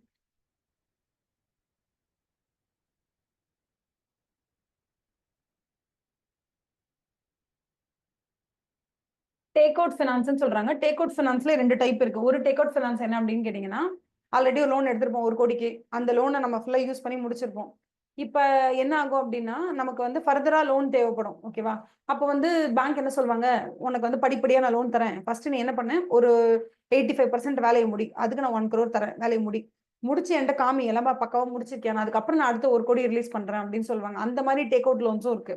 சில நேரத்துல டேக் அவுட் லோன் அப்படிங்கறது வந்து நம்ம எப்படி புரிஞ்சுக்கணும் அப்படின்னா, take out loans at certain point in time எப்படி இருக்கும், ஃபர்ஸ்ட் லோன் கொடுத்துருப்பாங்க, அந்த லோன் ஃபுல்லா நம்ம வந்து யூஸ் பண்ணிருப்போம், யூஸ் பண்ணி முடிச்சுட்டு அதுக்கு நம்மளால இஎம்ஐ பே பண்ணவே முடியாது, அந்த மாதிரி இருக்கும். ஆனா இஎம்ஐ ஃபுல்லா அடைக்கணும்ன்ற மாதிரி இருக்கும். ப்ராபப்ளி ஒரு 5 வருஷத்துல ஃபுல் லோன் அடைக்கணும்ன்ற மாதிரி இருக்கும். நம்மளால அந்த 5 வருஷத்துல அந்த ஃபுல் லோனை ரீபே பண்ணவே முடியாது. இப்ப பேங்க் என்ன பண்ணுவாங்கன்னா, டோன்ட் வரி, நான் உனக்கு ஒரு ஃப்ரெஷ் லோன் கொடுக்குறேன், 2 கோடிக்கு நான் ஒரு லோன் கொடுக்குறேன், ஆல்ரெடி உன்னோட லோன் வந்து 1 crore தான், இப்ப நான் என்ன பண்றேன், உனக்கு 2 crores லோன் தரேன், இந்த 2 கோடி லோனை வாங்கிக்கோ, வாங்கி 1 கோடியை பழைய லோனை அடைச்சிடு, அடைச்சு முடிச்சதா கணக்கு காமிச்சிடு, கணக்கு காமிச்சிட்டேன்னா இப்ப நான் கொடுக்குற 2 கோடியில 1 கோடி லோன் அடைச்சிட்டேன்னா இன்னும் 1 கோடி உங்க கையில இருக்கும். இந்த லோனை வச்சு நீ ஃபர்தரா ப்ரொசீட் பண்ணு. ஸோ டோட்டலா உன்னோட லோன் வந்து 2 crores இருக்கும். பட் நீ பழைய லோன் அடைச்ச மாதிரியும் இருக்கும். உன்னோட அடுத்த ப்ராஜெக்ட்டுக்கு எக்ஸ்ட்ரா 1 crore பணம் கிடைச்ச மாதிரியும் இருக்கும்னு சொல்லுவாங்க. இதுதான் take out finance. So take out finance வந்து பேசிக்கலி எப்படி இருக்கும்னா, ஃபர்ஸ்ட் நீ ஒரு வேலையை செய்ய. 100 கோடி ப்ராஜெக்ட்னா ஃபர்ஸ்ட் உனக்கு 50 கோடி தரேன். 50 கோடி வேலையை முடிச்சிட்டியா, எனக்கு அதை காமி, அதுக்கப்புறம் 50 கோடி தரேன் அப்படின்னு சொல்லுவாங்க. இதுவும் டேக் அவுட் ஃபினான்ஸ் தான். இன்னொன்னு எப்படி இருக்கும்னா, 100 கோடி உன்னோட ப்ராஜெக்டோட வேல்யூனா ஃபர்ஸ்ட் 50 கோடி கொடுப்பாங்க. இந்த 50 கோடியை நீ உடனே ரீபே பண்ணணும்னு சொல்லுவாங்க. அப்ப வந்து என்னால ரீபே பண்ண முடியலன்னு வச்சுக்கோங்களேன், செகண்ட் எனக்கு என்ன பண்ணுவாங்கன்னா 100 crores லோன் கொடுப்பாங்க. 100 crores லோனு கொடுத்த உடனே இதை நான் வாங்கி என்ன பண்ணிடுவேன்னா, இங்க 50 crores லோனை க்ளோஸ் பண்ணிடுவேன். இனிமே எனக்கு அந்த 50 கோடி லோன் இருக்காது. இந்த 100 கோடி லோன் மட்டும் தான் எனக்கு இருக்கும். இப்போ இந்த 100 crores லோனை மட்டும் தான் நான் பே பண்ணணும். எப்படி பார்த்தாலும் தானிக்கு தீனி ஒன்னா தான் இருக்கும். முன்னாடி எப்படி இருக்கும், இங்க 50 கோடி இங்க 50 கோடி லோன் இருக்கும். 50 50 100 இருக்கும். இங்க 50 அதுக்கப்புறமா 100 கொடுப்பாங்க. இதை வச்சு இதை க்ளோஸ் பண்ணிட்டு இங்க 100 இருக்கும். அந்த 50 + 50 இருந்தாலும் சரி, ஒரே 100 இருந்தாலும் சரி, அதுக்கு பேர் என்னன்னா டேக் அவுட் ஃபினான்ஸ்னு இருக்கும். Take out finance. ஓகேவா? சோ இது ஏதாவது வந்துச்சுன்னா எழுதுங்க. டேக் அவுட் லோன்ஸ்னா மோஸ்ட்லி இந்த ப்ராப்பர்ட்டி டெவலப்பர்ஸ்க்குலாம் கொடுப்பாங்க. ஃபர்ஸ்ட் ஒரு 50 கோடி கொடுத்து ப்ராப்பர்ட்டி டெவலப் பண்ண சொல்லுவாங்க. ஓரளவுக்கு லெவல் வந்ததுக்கு அப்புறம் அடுத்த 50 கோடி ரிலீஸ் பண்ணுவாங்க. அது லாங் டேர்ம் ஃபினான்ஸ்க்காக இது இருக்கும். சம்டைம்ஸ் வந்து ஃபர்ஸ்ட் எடுத்தோடனே 50 கோடி கொடுத்துட்டு ஒரு 5 இயர்ஸ் கழிச்சு திருப்பி 100 crores கொடுத்து அந்த 50 கோடி க்ளோஸ் பண்ணிட்டு இந்த 100 crores ஒரு புது நெகோஷியேட்டட் டேர்ம்ஸ் வச்சு மந்த்லி இல்ல இயர்லி இவ்வளவு பே பண்ணி அடைச்சிருங்க அப்படிங்கிற மாதிரி சொல்லுவாங்க. பட் மோஸ்ட்லி இந்த லாங் டேர்ம் ஃபினான்சிங்ல அதுவும் எஸ்பெஷலி வந்து எப்படி தெரியுமா இருக்கும் உங்களுக்கு, ப்ராப்பர்ட்டி டெவலப்லாம் பண்ணும்போது ப்ராப்பர்ட்டி டெவலப் பண்றதுக்கு ஒரு 1.5 வருஷம் ஆகுதுன்னு வச்சுக்கோங்களேன். அந்த ப்ராப்பர்ட்டி டெவலப்னா என்னன்னா, ஒரு வெறும் இடத்த வாங்கி அந்த இடத்த ஃபுல்லா கொத்தி அதை சமப்படுத்தி அந்த இடத்துல வந்து பைப் லைன் எல்லாம் போட்டு அந்த பக்கம் எலக்ட்ரிக் கனெக்ஷன் எல்லாம் கொடுத்து பட்டா வாங்கி டிடிசிபி அப்ரூவல் வாங்கி ரெரா அப்ரூவல் வாங்கி எல்லா அப்ரூவலும் வாங்கி பிளாட்டை போட்டு வித்துட்டா உடனே உங்களுக்கு பணம் வந்துடும். அவங்க அடுத்து 30 வருஷம் அதை கட்ட மாட்டாங்க. ப்ராப்பர்ட்டி டெவலப் பண்றதுக்கு 100 கோடி வாங்குவாங்க. 100 கோடி வாங்கி ஃபுல் ப்ராப்பர்ட்டி டெவலப் பண்ணிட்டு அந்த ப்ராப்பர்ட்டியை அப்படியே 200 crores வித்துருவாங்க. வித்துட்டு உங்களோட லோன் அடைச்சு முடிச்சுட்டு அவங்க ப்ராஃபிட் எடுத்து அவங்க வீட்டுக்கு போயிட்டே இருப்பாங்க. அந்த மாதிரி ப்ராப்பர்ட்டி டெவலப்பர்ஸ்ல நிறைய பேர் இந்த மாதிரி டேக் அவுட் ஃபினான்ஸ் வாங்குவாங்க அப்படின்னு சொல்றாங்க. எதுக்காக டேக் அவுட் ஃபினான்ஸ் இருக்கு அப்படின்னா, நம்மளோட ஃபினான்ஸ் சோர்ஸ் வந்து இன்னும் கொஞ்சம் எக்ஸ்பேண்ட் பண்ணிக்கிறதுக்காக. ஓகேவா? அப்புறம் to address the sectoral or group entity exposure issues and asset liability mismatch and tenders, I mean concerns of tender, to boost the availability of long tenor debt finance for project. இது மட்டும் ஞாபகம் வச்சுக்கோங்களேன். Infrastructure ப்ராஜெக்ட்டுக்கு நிறைய sources கிடைக்கணுமா loan, அதனால take out finance கொடுக்குறாங்க. ஓகேவா? புது புது என்டிட்டிஸ் வந்து நிறைய பேர் ரியல் எஸ்டேட்ல நல்ல ஆக்டிவா பார்ட்டிசிபேட் பண்ணி ப்ராப்பர்ட்டி டெவலப் பண்ணணும், இன்ஃப்ராஸ்ட்ரக்சர்ல ஈடுபடணும், இன்ஃப்ராஸ்ட்ரக்சர் டெவலப்மெண்ட்ல ஈடுபடணும்ன்றதுக்காக இந்த மாதிரி டேக் அவுட் ஃபினான்ஸ் கொடுக்குறாங்க. இன்னொன்னு எதுக்காக கொடுக்குறாங்க அப்படின்னா, to address sectoral group or entity exposure issues and asset liability in mismatch concerns of tender அப்படின்னு சொல்றாங்க. என்னன்னா, இப்போ ஃபார் எக்ஸாம்பிள் நீங்க வந்து அந்த இன்ஃப்ராஸ்ட்ரக்சருக்கோ இல்ல இந்த மாதிரி வந்து ப்ராப்பர்ட்டி டெவலப்பர்ஸ்க்கு இவங்களுக்குலாம் நீங்க கொடுக்காமே விட்டுட்டீங்க அப்படின்னா, இவங்க எல்லாம் என்ன பண்ணுவாங்க, ஷேர் கேபிட்டல் அந்த மாதிரி போவாங்க. அப்ப வந்து அது it takes a long route. Plus இவங்க ஒரு ப்ராப்பர்ட்டி வாங்க போறாங்க, டெவலப் பண்ணி வித்துட்டு அதுல வர ப்ராஃபிட் வீட்டுல எடுத்துட்டு மிச்சத்தை கடனை கொடுத்துட்டு போயிடுவாங்க. அப்ப இவங்களுக்கு கண்டிப்பா என்ன வேணும்னா டெட் சோர்சிங்னா இவங்களுக்கு ரொம்ப ஈஸி. அதை விட்டுட்டு இவங்களை கொண்டு போய் நீங்க வந்து அசெட் லைபிலிட்டி மாடலை விட்டு நீ ஷேர் கேபிட்டல் கொடு, அதுல இருந்து நீ வந்து பணத்தை வாங்கிக்கோ, அந்த பணத்தை வச்சு நீ அசெட்டை வந்து டெவலப் பண்ணு, ப்ராப்பர்ட்டி டெவலப் பண்ணு, நாளைக்கு வந்து வர ப்ராஃபிட்ல அவங்க டிவிடெண்ட் கொடுன்னா அதெல்லாம் உங்களுக்கு செட் ஆகாது. அது ரொம்ப மிஸ்மேட்சா தான் இருக்கும். அதனால மோஸ்ட்லி அவங்க அந்த மாதிரி லெவலுக்கு போகவே மாட்டாங்க. டெட் சோர்ஸ் இருந்தாதான் அவங்களுக்கு ஈஸி. 2 வருஷத்துல ப்ராப்பர்ட்டி டெவலப் பண்ணுவாங்க, விற்பாங்க, கையில பணம் வரும், கொடுத்துட்டு போயிட்டே இருப்பாங்க. ஸோ டெட் சோர்ஸ் வந்து இன்க்ரீஸ் பண்றதுக்காகவும் அவங்க இப்படி பண்றாங்க. அவ்வளவுதான். ஓகேவா? சோ என்பிஏன்னு நீங்க ஒதுக்கியாச்சு, என்பிஏல கொஞ்சம் பணம் வந்திருக்குன்னா அது ரிவர்சல் போட்டுருங்க, அவ்வளவுதானே. ஓகேவா? வரவே வராதுன்னு நினைச்ச பணம் வந்துருச்சுன்னா ரிவர்சல் என்ட்ரி போட்டுருங்க, ஜாலியா ஆஹா இன்கம் வந்துருச்சு ஜி அப்படின்னு போட்டுருங்க. வரும் நினைச்ச பணம் வரலன்னா அதுக்கப்புறமா அது என்னன்னு பண்ணிடுங்க, அதையும் ரிவர்ஸ் பண்ணிடுங்க. வரும் பணம் நினைச்சு இன்கம்ல போட்டுட்டீங்க, வரலன்னா அதை ரிவர்ஸ் பண்ணிடுங்க. வராது நினைச்ச பணம் வந்தாலும் அதையும் என்ன பண்ணுங்க, இன்கம் ரிவர்சல் பண்ணிடுங்க, அவ்வளவு.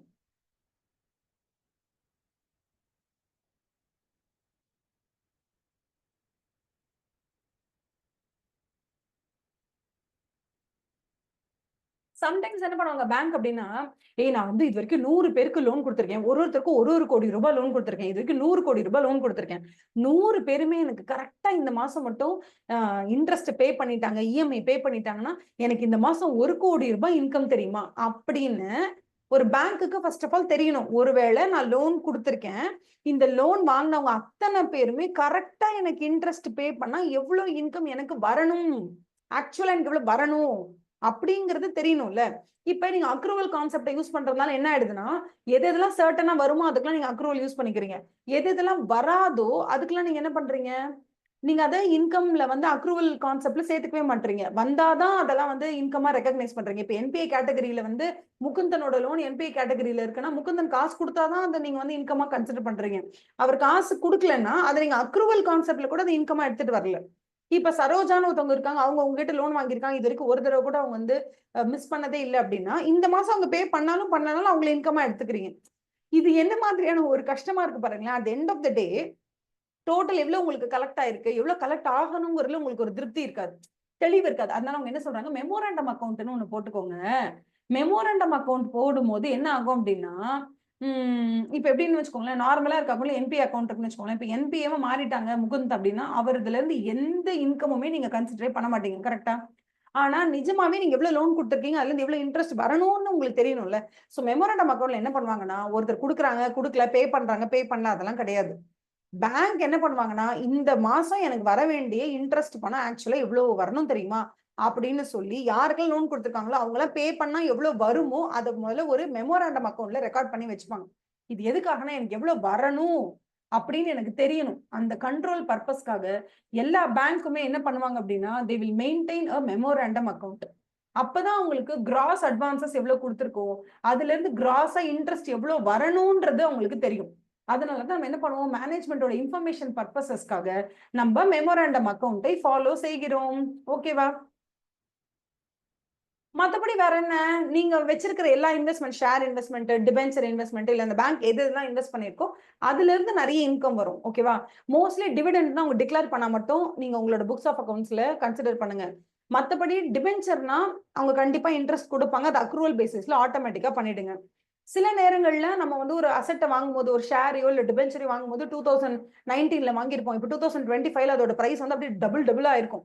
அந்த மாதிரி ஆச்சுன்னா ரீவேல்யூவேஷன் ஆஃப் த இன்வெஸ்ட்மெண்ட்ஸை போடுங்க. இப்போ ரீவேல்யூ பண்ணும்போது உங்களுக்கு அதோட அதுல இருந்து ஒரு ப்ராஃபிட் வருதுன்னா அந்த ப்ராஃபிட்டை நீங்க ரெகக்னைஸ் பண்ணுங்க. Why not? ப்ராபப்ளி அந்த ப்ராஃபிட் வந்து உங்களுக்கு எப்படி சொல்றது, ப்ராஃபிட் அப்படின்னு பாத்தீங்கன்னா நீங்க வாங்கினப்ப அது 100 ரூபாய் இருந்திருக்கும், இப்போ அது 5000 ரூபாய் இருக்குன்னு வச்சுக்கோங்களேன். அந்த 5000 ரூபாய்க்கு நீங்க ரெக்கார்ட் பண்ணனால அட்லீஸ்ட் 3500 ரெக்கார்ட் பண்றீங்கன்னு வச்சுக்கோங்களேன். அந்த 100 ரூபாயில இருந்து 3500 அது இன்க்ரீஸ் ஆகுதுன்னா அந்த வேல்யூ வந்து ப்ராஃபிட்னு உங்களோட பிஎன்எல் அக்கௌண்ட்ல இருக்கும். ஆனா அதுக்கு ஈக்குவலா உங்ககிட்ட பணம்லாம் இருக்காது. அதனால எப்போதுமே ரீவேல்யூவேஷனால வரக்கூடிய ப்ராஃபிட்டை எப்போதும் தனியா ஒரு அக்கௌண்ட்ல போட்டு வச்சுக்கிட்டே வாங்க. அப்பதான் டோட்டல் ப்ராஃபிட்ல ரீவேல்யூவேஷன் ப்ராஃபிட் எவ்வளவுன்னு தெரியும். அந்த ரீவேல்யூவேஷன் ப்ராஃபிட்னு எவ்வளவு இருக்கும் அதை நீங்க பெரிய அளவுக்கு வேற எந்த விஷயத்துக்கும் வந்து டச் பண்ண மாட்டீங்க. பிகாஸ் இட்ஸ் அதுக்கு அந்த ரீவேல்யூவேஷன் ப்ராஃபிட்ங்கிறது உங்க கையில எப்போதும் கேஷா கிடைக்கவே கிடைக்காது. ஏன்னா எப்ப கிடைக்கும்னா ப்ராபப்ளி நீங்க அந்த ஷேரையே வித்தாதான் உங்களுக்கு கிடைக்கும் கேஷ், இல்லைன்னா கேஷ் கிடைக்காது. சோ அதனால அதை ரெக்கார்ட் பண்றதுல கொஞ்சம் கேர்ஃபுல்லா இருக்கணும். மத்தபடி வேற ஒன்றும் இல்லை. மத்தபடி என்னது எக்ஸ்பென்ஸ்ன்னு பார்த்தா நம்ம கிட்ட யாரு டெபாசிட் பண்ணாங்களோ அவங்களுக்கு இன்ட்ரெஸ்ட் கொடுப்போம், ரெண்ட் கட்டுவோம், இபி பில் கட்டுவோம், எல்லா வேலை செய்யறவங்க எல்லாருக்கும், எல்லா பேங்க்ல வேலை செய்யற எம்ப்ளாயிஸ் எல்லாருக்கும் சம்பளம் கொடுப்போம். நார்மல் எக்ஸ்பென்சஸ் தான். ஸோ 3 பிராட் ஹெட்டிங் தான். யாரெல்லாம் நம்மகிட்ட டெபாசிட் பண்ணிருக்காங்களோ அவங்களுக்கு இன்ட்ரெஸ்ட் கொடுப்போம். அதுக்கப்புறம் இபி பில்லு, பேங்க் பிரான்ச் நடத்துறோம் அதுக்கு வந்து எலக்ட்ரிசிட்டி பில்லு, அதுக்கு ரெண்ட் இல்லைன்னா டெபாசிட் பண்ணுவோம். இதை தாண்டி நமக்கு வர வேண்டிய இன்ட்ரெஸ்ட் பணம் வராம போச்சுன்னா நமக்கு லாஸ் தானே. அதுக்கு provisions for bad and doubtful debts, provision for NPA எல்லாம் இருக்கும்ல, அதுக்கு நீங்க ப்ரொவைட் பண்றீங்களா, அதுவும் கிட்டத்தட்ட உங்க எக்ஸ்பென்சஸ் மாதிரி தானே. அதனால 3 ஹெட்டிங்கா பிரிக்கிறாங்க. ஒன்னு இன்ட்ரெஸ்ட் ஆன் டெபாசிட்ஸ், இந்த இடத்துல இருக்கு பாருங்க, உங்களுக்கு வர வேண்டிய இன்ட்ரெஸ்ட் எக்ஸ்பென்ஸ்னா நீங்க டெபாசிட் பண்றாங்க அவங்களுக்கு இன்ட்ரெஸ்ட் கொடுக்குறீங்க. அப்புறம் ரிசர்வ் பேங்க் ஆஃப் இந்தியா இருக்காங்களா அவங்க கிட்ட நீங்க ஏதாவது கடன் வாங்கியிருக்கீங்கன்னா அவங்களுக்கு பணம் கொடுக்கணும். And other interest. ஆப்ரேட்டிங்னா என்னது, simple rent, lighting, printing, stationery, advertisement, depreciation, normal operating expenses மட்டும் சாதாரண ஒரு பிசினஸ்க்கு என்ன வருமோ அதுதான் இவங்களுக்கு வரும். பெருசா ஒன்றும் டிஃபரன்ஸே வராது. ப்ரொவிஷன்ஸ் அண்ட் கண்டின்ஜென்சி எப்படி வரும்னா, என்பிஏ நான் பர்ஃபார்மிங் அசெட்ல ப்ரொவிஷன்ஸ் இருந்துச்சுன்னா உடனே அது இங்க தான் காமிக்கணும்.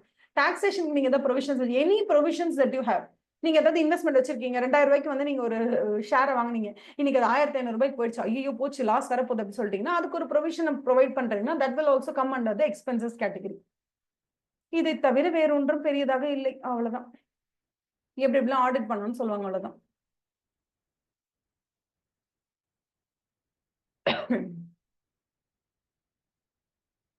ஏன்னா சம்டைம்ஸ் வந்து காசாலாம் இருந்து வச்சுக்கலாம். காசானா கரண்ட் அக்கௌண்ட், சேவிங்ஸ் அக்கௌண்ட் சொல்லுவாங்க. அதுக்கு என்னது, உங்களுக்கு இன்ட்ரெஸ்ட் பேமெண்டே பண்ண மாட்டீங்க, நீங்க 0 இன்ட்ரெஸ்ட் தான். கரண்ட் அக்கௌண்ட்டுக்கு இன்ட்ரெஸ்டே கிடையாது. சேவிங்ஸ் அக்கௌண்ட் இருந்துச்சுன்னா 4% இன்ட்ரெஸ்ட் பர் ஆனம் போடுவீங்க. எஃப்டிஆர் இருந்தா ஒரு இன்ட்ரெஸ்ட் போடுவீங்க. ரெக்கரிங் டெபாசிட் இருந்தா அதுக்கு ஒரு இன்ட்ரெஸ்ட் போடுவீங்க. ஸோ அந்த இன்ட்ரெஸ்ட் எல்லாம் கரெக்டா கால்குலேட் பண்ணும். Interest paid on different types of deposits எல்லாம் கரெக்டா போட்டிருக்காங்களா? கரண்ட் அக்கௌண்ட்டுக்கு நோ இன்ட்ரெஸ்ட், சேவிங்ஸ் அக்கௌண்ட்டுக்கு 4% இன்ட்ரெஸ்ட், ஃபிக்ஸ்டு டெபாசிட்ல போடுறவங்க வந்து சீனியர் சிட்டிசனா இருந்தா 8.75, இல்ல அதர்வைஸா இருந்தா 8.25 or 7.95 வாட் எவர் அந்த மாதிரி. கோல்டு லோனா இருந்தா, அக்ரி லோனா இருந்தா இப்படி, நான் அக்ரி லோனா இருந்தா இப்படி, அப்படி அந்த கரெக்டா அந்த அந்த எப்படி சொல்றது, how do you call that, அந்த டிஃபரன்சியேஷன் கரெக்டா காமிச்சிருக்காங்களான்னு பார்க்கணும் எக்ஸ்பென்சஸ்க்குலாம். அதுதான் மெயினா பார்ப்பாங்க.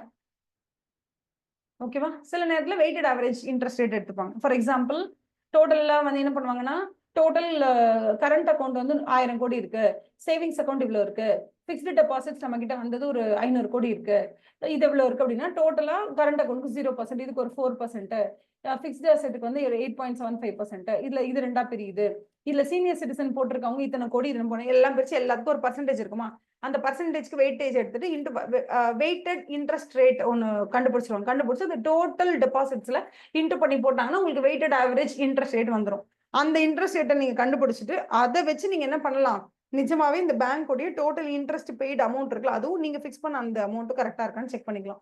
If it is any difference ஏதாவது இருந்துச்சுன்னா, ஏன் டிஃபரன்ஸ் வந்துச்சு, என்ன ஏதுன்னு நீங்க செக் பண்ணிக்கலாம். ஓகேவா? அதுக்கப்புறம் you can compare the average rate of interest paid on the relevant deposits with the corresponding figures for the previous years and find any material differences ஏதாவது இருக்கான்னு செக் பண்ணிக்கோங்க. இதெல்லாம் ஒன்றும் இதெல்லாம் நீங்க ஒன்றும் பெருசாலாம் படிக்க வேண்டாம். சும்மா நாங்களும் கொடுத்துருக்கோமே அந்த மாதிரி ஏதோ ஒன்று கொடுத்துருக்காங்க. ஆப்ரேட்டிங் எக்ஸ்பென்ஸ்ல என்ன பண்ணுவீங்க, ரெண்ட் கரெக்டா கொடுத்துருக்காங்களா, லைட்டிங் கரெக்டா பே பண்ணிருக்காங்களா, அவ்வளவு இபி பில் கரெக்டா இருக்கா, அதுக்கெல்லாம் நார்மலா நீங்க எப்படி சப்ஸ்டாண்டிவ் அனாலிட்டிக்கல் ப்ரொசீஜர் அப்ளை பண்ணுவீங்களோ அதுதான். இதுல இருந்து I don't think you will be having any questions on all that. Provisions and contingencies நம்ம தான் பார்த்தோம். What is provision contingencies? என்பிஏவா இருந்தா அதுக்கு என்னென்ன கண்டின்ஜென்சிஸ், அதுக்கப்புறம் ப்ரொவிஷன் ஃபார் டாக்ஸஸ், ஓகேவா, ஸ்டாண்டர்ட் அசெட், சப்ஸ்டாண்டர்ட் அசெட் எல்லாமே இங்க சூப்பரா கொடுத்துருக்காங்க பாருங்க. நான் பர்ஃபார்மிங் அசெட்டுக்கு நீங்க ப்ரொவிஷன் ப்ரொவைட் பண்ணணும். ஓகேவா? அதே மாதிரி வந்து ஸ்டாண்டர்ட் அசெட்க்கு ப்ரொவிஷன், ஸ்டாண்டர்ட்க்கு ப்ரொவிஷன் வரும், ஸ்டாண்டர்ட் சூப்பர், சப்ஸ்டாண்டர்ட் தான் ப்ரொவிஷன் வரும். சப்ஸ்டாண்டர்ட்லயும் எந்த கேட்டகரினா டவுட்ஃபுல் 1, டவுட்ஃபுல் 2, டவுட்ஃபுல் 3. டவுட்ஃபுல் 1 இருந்தா 25%, டவுட்ஃபுல் 2 இருந்தா 40%, டவுட்ஃபுல் 3 இருந்தா 100%. இது வந்து செக்யூர்டு. அன்செக்யூர்ட் லோனா இருந்தா மூணுத்துக்குமே 100% ப்ரொவைட் பண்ணிட வேண்டியதான். அதை மட்டும் நீங்க பாத்துக்கணும். எப்படி கரெக்டா ப்ரொவிஷன் ப்ரொவைட் பண்றீங்களா அது பார்ப்பாங்க. இதை தாண்டிலாம் ஒன்றும் பெரிய இம்பார்ட்டன்ட்லாம் இல்லை. எனக்கு தெரிஞ்சு நீங்க இந்த 2 விஷயம் மட்டும் படிங்கம்மா, மெயினா கான்சென்ட்ரேட் பண்ணுங்க. ஒரு அட்லீஸ்ட் ஒரு 10 சம்மாவது போட்டு பாருங்க. டிராயிங் பவர் கால்குலேட் பண்றது ஒரு 10 சம்மாவது போட்டு பாருங்க. அதுக்கு அடுத்தது you have to deal with எப்படி கிளாஸிஃபை பண்ண போறோம். ஓகேவா? ஒரு லோனை கொடுத்துருக்காங்கன்னா அந்த லோன் எப்படி அவுட் ஆஃப் ஆர்டர்னா என்ன, என்பிஏனா என்ன, அந்த அதே மாதிரி வந்து cash credit facilities, over draft facilities வரும்போது எப்படி மூணா பிரிக்கிறோம். சாங்ஷன் லிமிட்டை கிராஸ் பண்ணக்கூடாது, சாங்ஷன் லிமிட்டை விட அதிகமா இருந்தா அவுட் ஆஃப் ஆர்டர், சாங்ஷன் லிமிட்டை விட கம்மியா இருக்கு நோ கிரெடிட்ஸ்னால அவுட் ஆஃப் ஆர்டர், சாங்ஷன் லிமிட்டை விட கம்மியா இருக்கு, அதுக்கப்புறம் கிரெடிட்ஸ் வந்திருக்கு பட் அடிக்குவேட்டா இல்லை, அதுவும் அவுட் ஆஃப் ஆர்டர். அந்த அவுட் ஆஃப் ஆர்டர் தெரியணும், என்பிஏ தெரியணும், 90 days அந்த இது தெரியணும், மோர் தென் 90 days அது தெரியணும். இதுதான் பேசிக் எனக்கு தெரிஞ்சு. மற்றபடி எல்லாம் எல்எஃப்ஏஆர்னா என்னன்னு தெரியணும். அந்த ஃபர்ஸ்ட் 20 pagesல இருந்து ஒரு 2-3 டாபிக்ஸ், அப்புறம் இந்த லாஸ்ட்ல எனக்கு தெரிஞ்சு இதெல்லாம் கேட்கவே மாட்டாங்க. இந்த audit of revenue items, audit of expenses, audit of advances எல்லாம் கேட்க மாட்டாங்க. ஏன் நான் கேட்க மாட்டாங்கன்னு சொல்லிடுறேன். ஆடிட் ஆஃப் அட்வான்சஸ் இங்க கேட்கறதுக்கு பதிலா அவன் டிராயிங் பவரையோ இதையோ கொடுத்துருவாங்க. நான் சொன்ன மத்த ஏ கிளாஸா இருக்கிறது கொடுத்துட்டு இந்த மாதிரி கொஸ்டின்ஸ்க்கு என்ன பண்ணிடுவாங்க, 5th சாப்டருக்கு போயிடுவாங்க. 5th சாப்டருக்கு போனா அங்க ஷேர் கேபிட்டல் எப்படி ஆடிட் பண்ணணும், ரிசர்வ்ஸ் அண்ட் சர்ப்ளஸ் எப்படி ஆடிட் பண்ணணும், இன்கம் எப்படி ஆடிட் பண்ணணும், நம்ம பக்கமா கொடுத்து வச்சிருக்கோம் ஒரு 150 பேஜ்க்கு. அதுல இருந்து ஏதாவது 2 ஹெட்டிங் அழகா கேட்டா கூட உங்களோட படிச்சிருக்கீங்களா இல்லைன்னு நம்ம செக் பண்ணலாம். அதை விட்டுட்டு இதுல கேட்கறாங்கன்னு வச்சுக்கோங்களேன், நீங்க ஈஸியா கதை விடுறதுக்கு தான் அதிக வாய்ப்பு இருக்கு. பிகாஸ் ஒரு ஸ்டூடெண்ட் வந்து ஸ்டாண்டர்ட் அசெட், அதுக்கப்புறம் எஸ்எம்இ 012, அதுக்கப்புறம் டவுட்ஃபுல் கேட்டகரி 1, 2, 3, மேல சப்ஸ்டாண்டர்ட் அசெட், என்பிஏ தெரிஞ்சு வச்சுக்கிட்டா கீழே கொடுத்திருக்கிற எல்லாத்தையுமே அவனால எழுத முடியும். ஆடிட் ஆஃப் அட்வான்சஸ் எப்படி பண்ணும், audit of advances whether the advances has been given to the person on the basis of the credit worthiness, credibility, his CIBIL score has to be checked, loan documentation has to be processed, RBI complaint should be மேடுன்னு எல்லா கதையுமே இங்க எழுதலாம். So இந்த மாதிரி ஈஸியா கதை எழுதுற மாதிரி கேள்வியை 5 மார்க்ஸ்லயோ இல்லை 8 மார்க்ஸ்லயோ கேட்கறதுக்கு ரொம்ப சான்சஸ் கம்மி. அதனால தான் சொல்றேன், பேங்க் ஆடிட்டை பொறுத்த வரைக்கும் concentrate on 2 things. One is NPA classification, இன்னொன்னு டிராயிங் பவர். ஓகேவா? MCQs நிறைய அட்டன் பண்ணுங்க. That will help you a lot. பேசிக்கா சப்போஸ் இந்த எக்ஸ்பென்ஸ்லாம் கேட்டாங்கன்னா ஞாபகம் வச்சுக்கோங்க, interest expense, operating expense, provisions and contingency ஞாபகம் வச்சுக்கோங்க, அவ்வளவுதான்.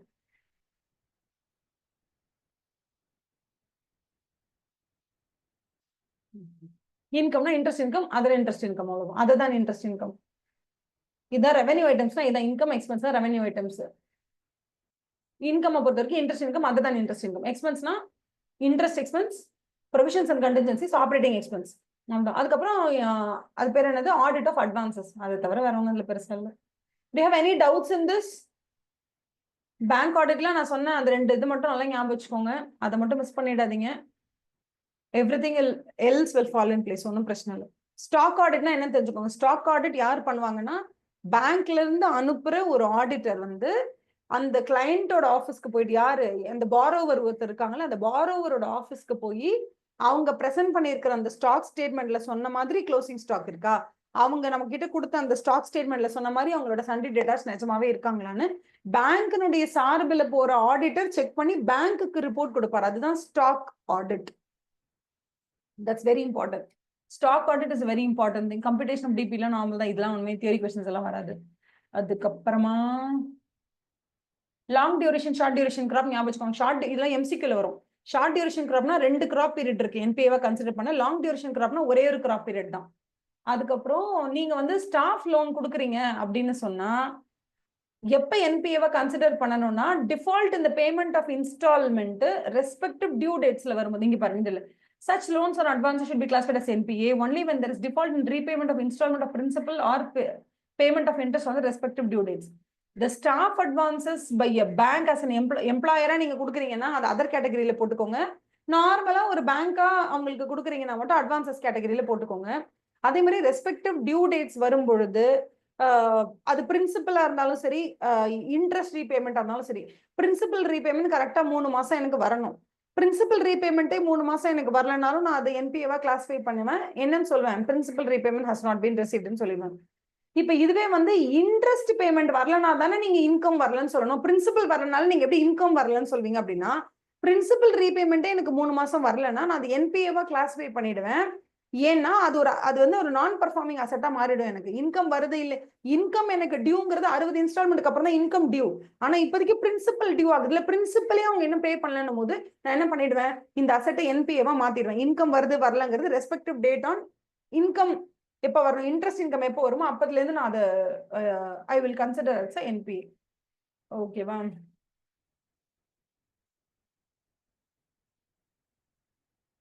இதுதான் சொல்றாங்க பாத்தீங்களா, interest need not be considered as overdue from the first quarter onwards. இதுதான் நான் சொல்லுவேன்.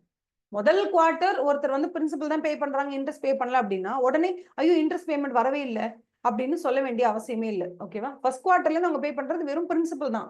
அவங்களோட அந்த டியூ டேட் அன்னைக்கு அவங்க பிரின்சிபல் பே பண்ணாலே போதும். ஐயோ இன்ட்ரெஸ்ட் இன்னும் கலெக்ட் ஆகலையே, அது இன்னும் ஓவர் டியூ ஆயிடுச்சு, நீங்க கவலைப்பட வேண்டாம். இன்ட்ரெஸ்டோட ஓவர் டியூவை நீங்க எப்ப கவலைப்படணும்னா, இன்ட்ரெஸ்டோட ரெஸ்பெக்டிவ் டேட் வருது இல்ல, இன்ட்ரெஸ்ட் பேமெண்டோட ரெஸ்பெக்டிவ் டேட் அப்ப கவலைப்பட்டா போதும். இதெல்லாம் ஒன்றும் பெரிய இது இல்லை, பாத்துக்கலாம் ஒழுங்க. Agriculture advances not so important, விட்டுருங்க, இதெல்லாம் விட்டுருங்க. வேற என்ன, இது மட்டும் 50% கீழே போயிடுச்சு அப்படின்னா ஓகேவா, தட் இஸ் எரோஷன். இன்னொன்னு என்ன சொல்றாங்கன்னா, நீங்க லோன் கொடுத்துருக்கீங்க, அந்த லோன் 1 கோடி ரூபாய் கொடுத்துருக்கீங்க, ஆனா அவங்க அதுக்காக கொடுத்துருக்க அந்த செக்யூரிட்டியோட ரியலைசபிள் வேல்யூ 10 லட்சம் ரூபாய் கூட இல்லை அப்படின்னா that is called as loss அசெட்டா அதை கிளாஸிஃபை பண்ணிடுவீங்க. இல்ல நீங்க வந்து ஒரு லோன் கொடுத்துருக்கீங்க, அந்த லோனுக்காக அவங்க ஒரு கொலாட்ரல் கொடுத்துருக்காங்க, அந்த கொலாட்ரலோட வேல்யூ லெஸ் தேன் 50% கம்மியாயிடுச்சு, நீங்க கொடுத்த லோன்ல லெஸ் தேன் 50% ஆயிடுச்சு அப்படின்னு சொன்னா that is called as erosion. அதை வந்து டவுட்ஃபுல் கேட்டகரியில போட்டுப்பீங்க. ஓகேவா? ஒரு அசெட்டை நீங்க கொடுக்குறீங்கன்ட்டு கொலாட்ரலா 1 கோடி ரூபாய்க்கு, இப்ப அதோட வேல்யூ லெஸ் தேன் 50 lakhsக்கு போயிடுச்சுனாலே நான் வந்து என்ன பண்ணிடுவேன், டவுட்ஃபுல் கேட்டகரியில போட்டுருவேன் அந்த லோனை. ஆனா அந்த லோன் நான் எவ்வளவு ரூபாய் கொடுத்துக்கலாம், 70 lakhs கொடுத்துக்கலாம், 80 lakhs கொடுத்துக்கலாம் லோனு, இல்ல நான் 40 lakhs கூட கொடுத்துக்கலாம். இந்த இடத்துல they are not talking about what is the loan amount that I have given to the borrower. I am only talking about அவன் என்கிட்ட கொடுத்த கொலாட்ரல், அவன் என்கிட்ட கொடுத்த அந்த பிரைமரி செக்யூரிட்டியோட வேல்யூ 1 கோடி இருந்தது முதல்ல பார்க்கும்போது, இப்ப அது 50 லட்சத்துக்கு கீழே போயிடுச்சு. அப்ப என்ன அர்த்தம்? நாளைக்கே எனக்கு ஏதாவது என்பிஏ ஆயிடுச்சு, பே பண்ணல அப்படின்னா நான் என்ன பண்ணுவேன்? அப்ப இந்த கொலாட்ரல், இந்த செக்யூரிட்டில இருந்து என்னால எடுக்க முடியாதுல்ல அப்படிங்கிற அந்த ஒரு இதுதான். ஓகேவா?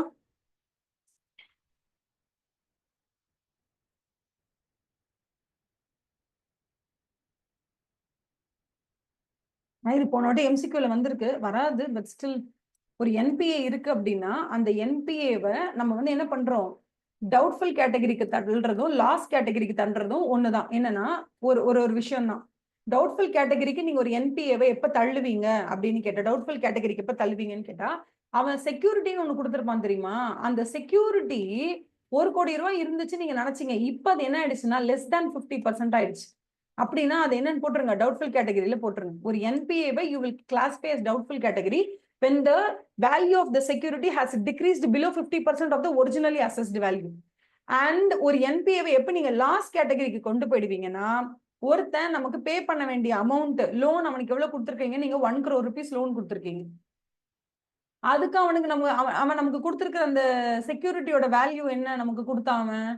அந்த செக்யூரிட்டியை கொடுத்ததும் 1,00,00,000 மதிப்புள்ள ஒரு செக்யூரிட்டி கொடுத்தான். வீட்டோட பத்திரத்தை எதோ கொடுத்துருக்கான். இன்னைக்கு அந்த செக்யூரிட்டியோட வேல்யூ லெஸ் தேன் 10% ஆயிடுச்சு.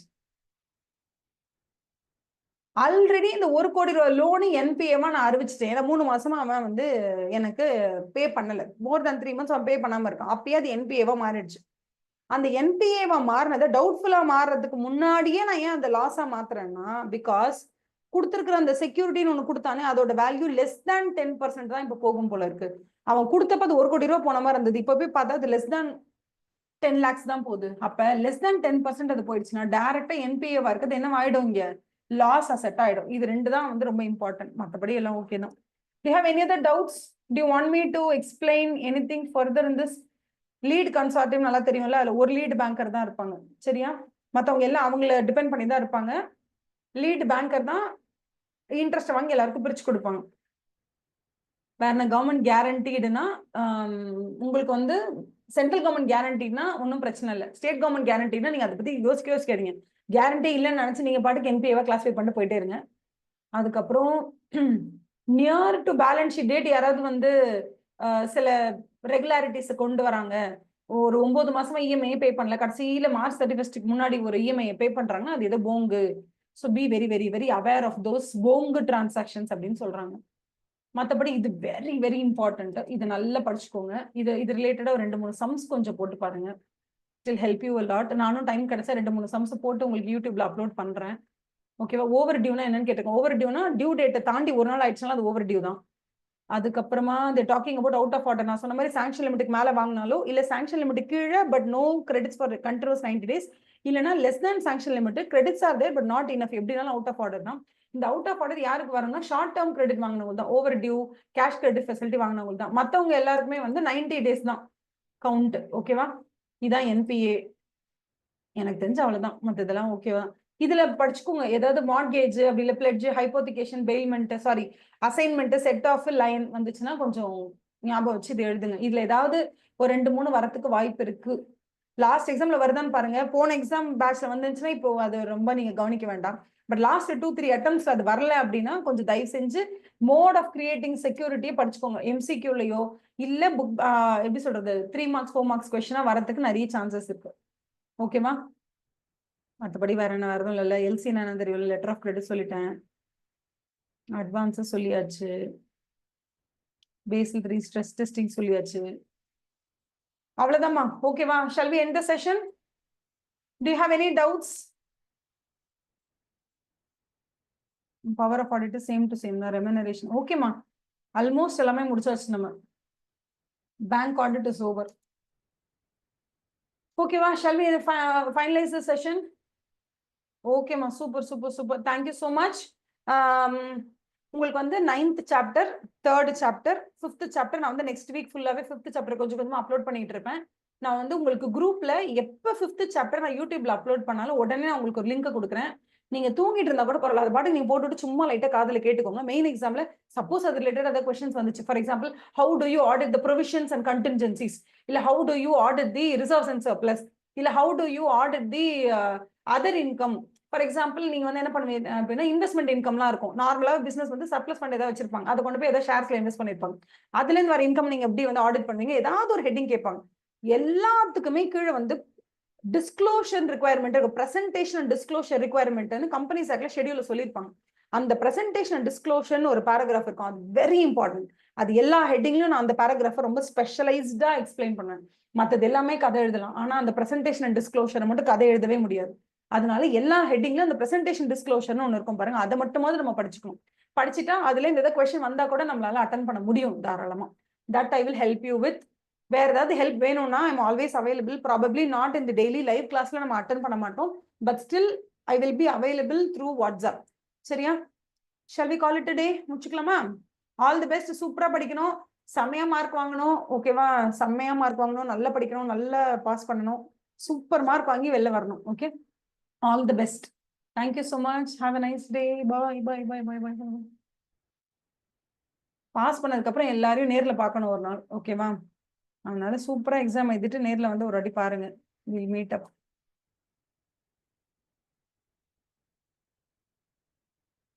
தேங்க்யூ செல்வா. தேங்க்யூ சிவசங்கரி. எல்லாருக்கும் thank you so much. It's a very long டேல ரொம்ப நேரம் உட்காந்துட்டோம் இன்னைக்கு. ஏன்னா விட்டு விட்டா 3 நாள் 4 நாள் பிரிச்சு வைக்க வேண்டாம். ஸ்டார்ட் பண்ணோடனே ஒரே நாள்ல பேங்க் ஆடிட் ஃபுல்லா முடிச்சிடலாம் அப்படின்னு தான் இன்னைக்கு பிளான் பண்ணது. இன்னும் கொஞ்சம் பயங்கர டஃபா தான் இருக்கு. ஏன்னா காலை 10 o'clock உட்காந்தீங்களா, அங்க ஒரு 2 hours. அப்புறம் மதியானம் எத்தனை மணிக்கு வந்தோம்? 1:30க்கா? 2:30, 3:30, 4:30. மதியானம் ஒரு 3, மார்னிங் ஒரு 2, 5 மணி நேரம் உட்காந்தாச்சு. கொஞ்சம் ஹெவியா தான் இருக்கும். பட் ஸ்டில் வர்த்து தான். ஏன்னா பேங்க் ஆடிட்ல இருந்து உங்களுக்கு கண்டிப்பா 8 மார்க் வரும்ல. அதனால வர்த்து தான். மொத்தம் 11 சாப்டர். ஒரு சாப்டர்ல இருந்து 10 மார்க் வச்சுக்கோங்களேன். 110 மார்க். அப்படின்னா ஒரு சாப்டர் முடிச்சா 10 மார்க்ல 10 மார்க்குக்கு 5 மணி நேரம்லாம் அசால்ட்டா செலவு பண்ணலாம். 1 மணி நேரத்துக்கு 2 மார்க் அப்படி வச்சு உட்காந்தா ஆகணும். வேற வழியே கிடையாது. அதே மாதிரி 710 எஸ்ஏ 710 நான் உங்களுக்கு பெண்டிங் வச்சிருக்கேன். அதுவுமே நான் வந்து உங்களுக்கு கிளாஸ் எடுத்துட்டு யூடியூப்ல அப்லோட் பண்றேன். நான் அதையும் நீங்க ஒரு தடவை செக் பண்ணிக்கோங்க. ஓகேவா? ஆல் தி பெஸ்ட்மா. சூப்பரா படிங்க. My best wishes. இதனால போயிடுச்சு அதனால போயிடுச்சுன்னு இன்ஸ்பைட் ஆஃப்னு எதுவுமே இருக்கக்கூடாது. ஓகேவா? வாட் எவர் மைட் ஹேப்பன், நான் கண்டிப்பா பாஸ் பண்ணுவேன் அப்படிங்கிற அந்த ஒரு ஸ்ட்ரென்த்தோட போங்க. வில் பவர், ஸ்ட்ரென்த், கான்பிடன்ஸ், இதுதான் 99%. மத்தது எல்லாமே சும்மா தான். நீ படிச்சிருக்க, உனக்கு நல்லா வரும்.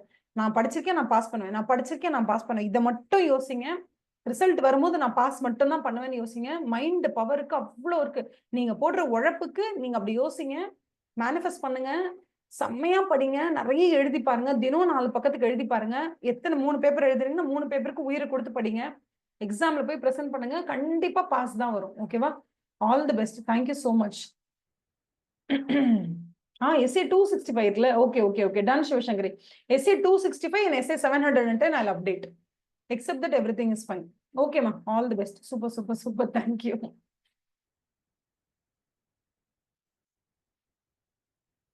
ஃபர்ஸ்ட் ஆஃப் ஆல் நான் வந்து ரெக்கார்டிங் ஸ்டாப் பண்ணேனா அது பண்ண மாதிரி எனக்கு ஞாபகம் இல்லையே. அந்த ஒர்க்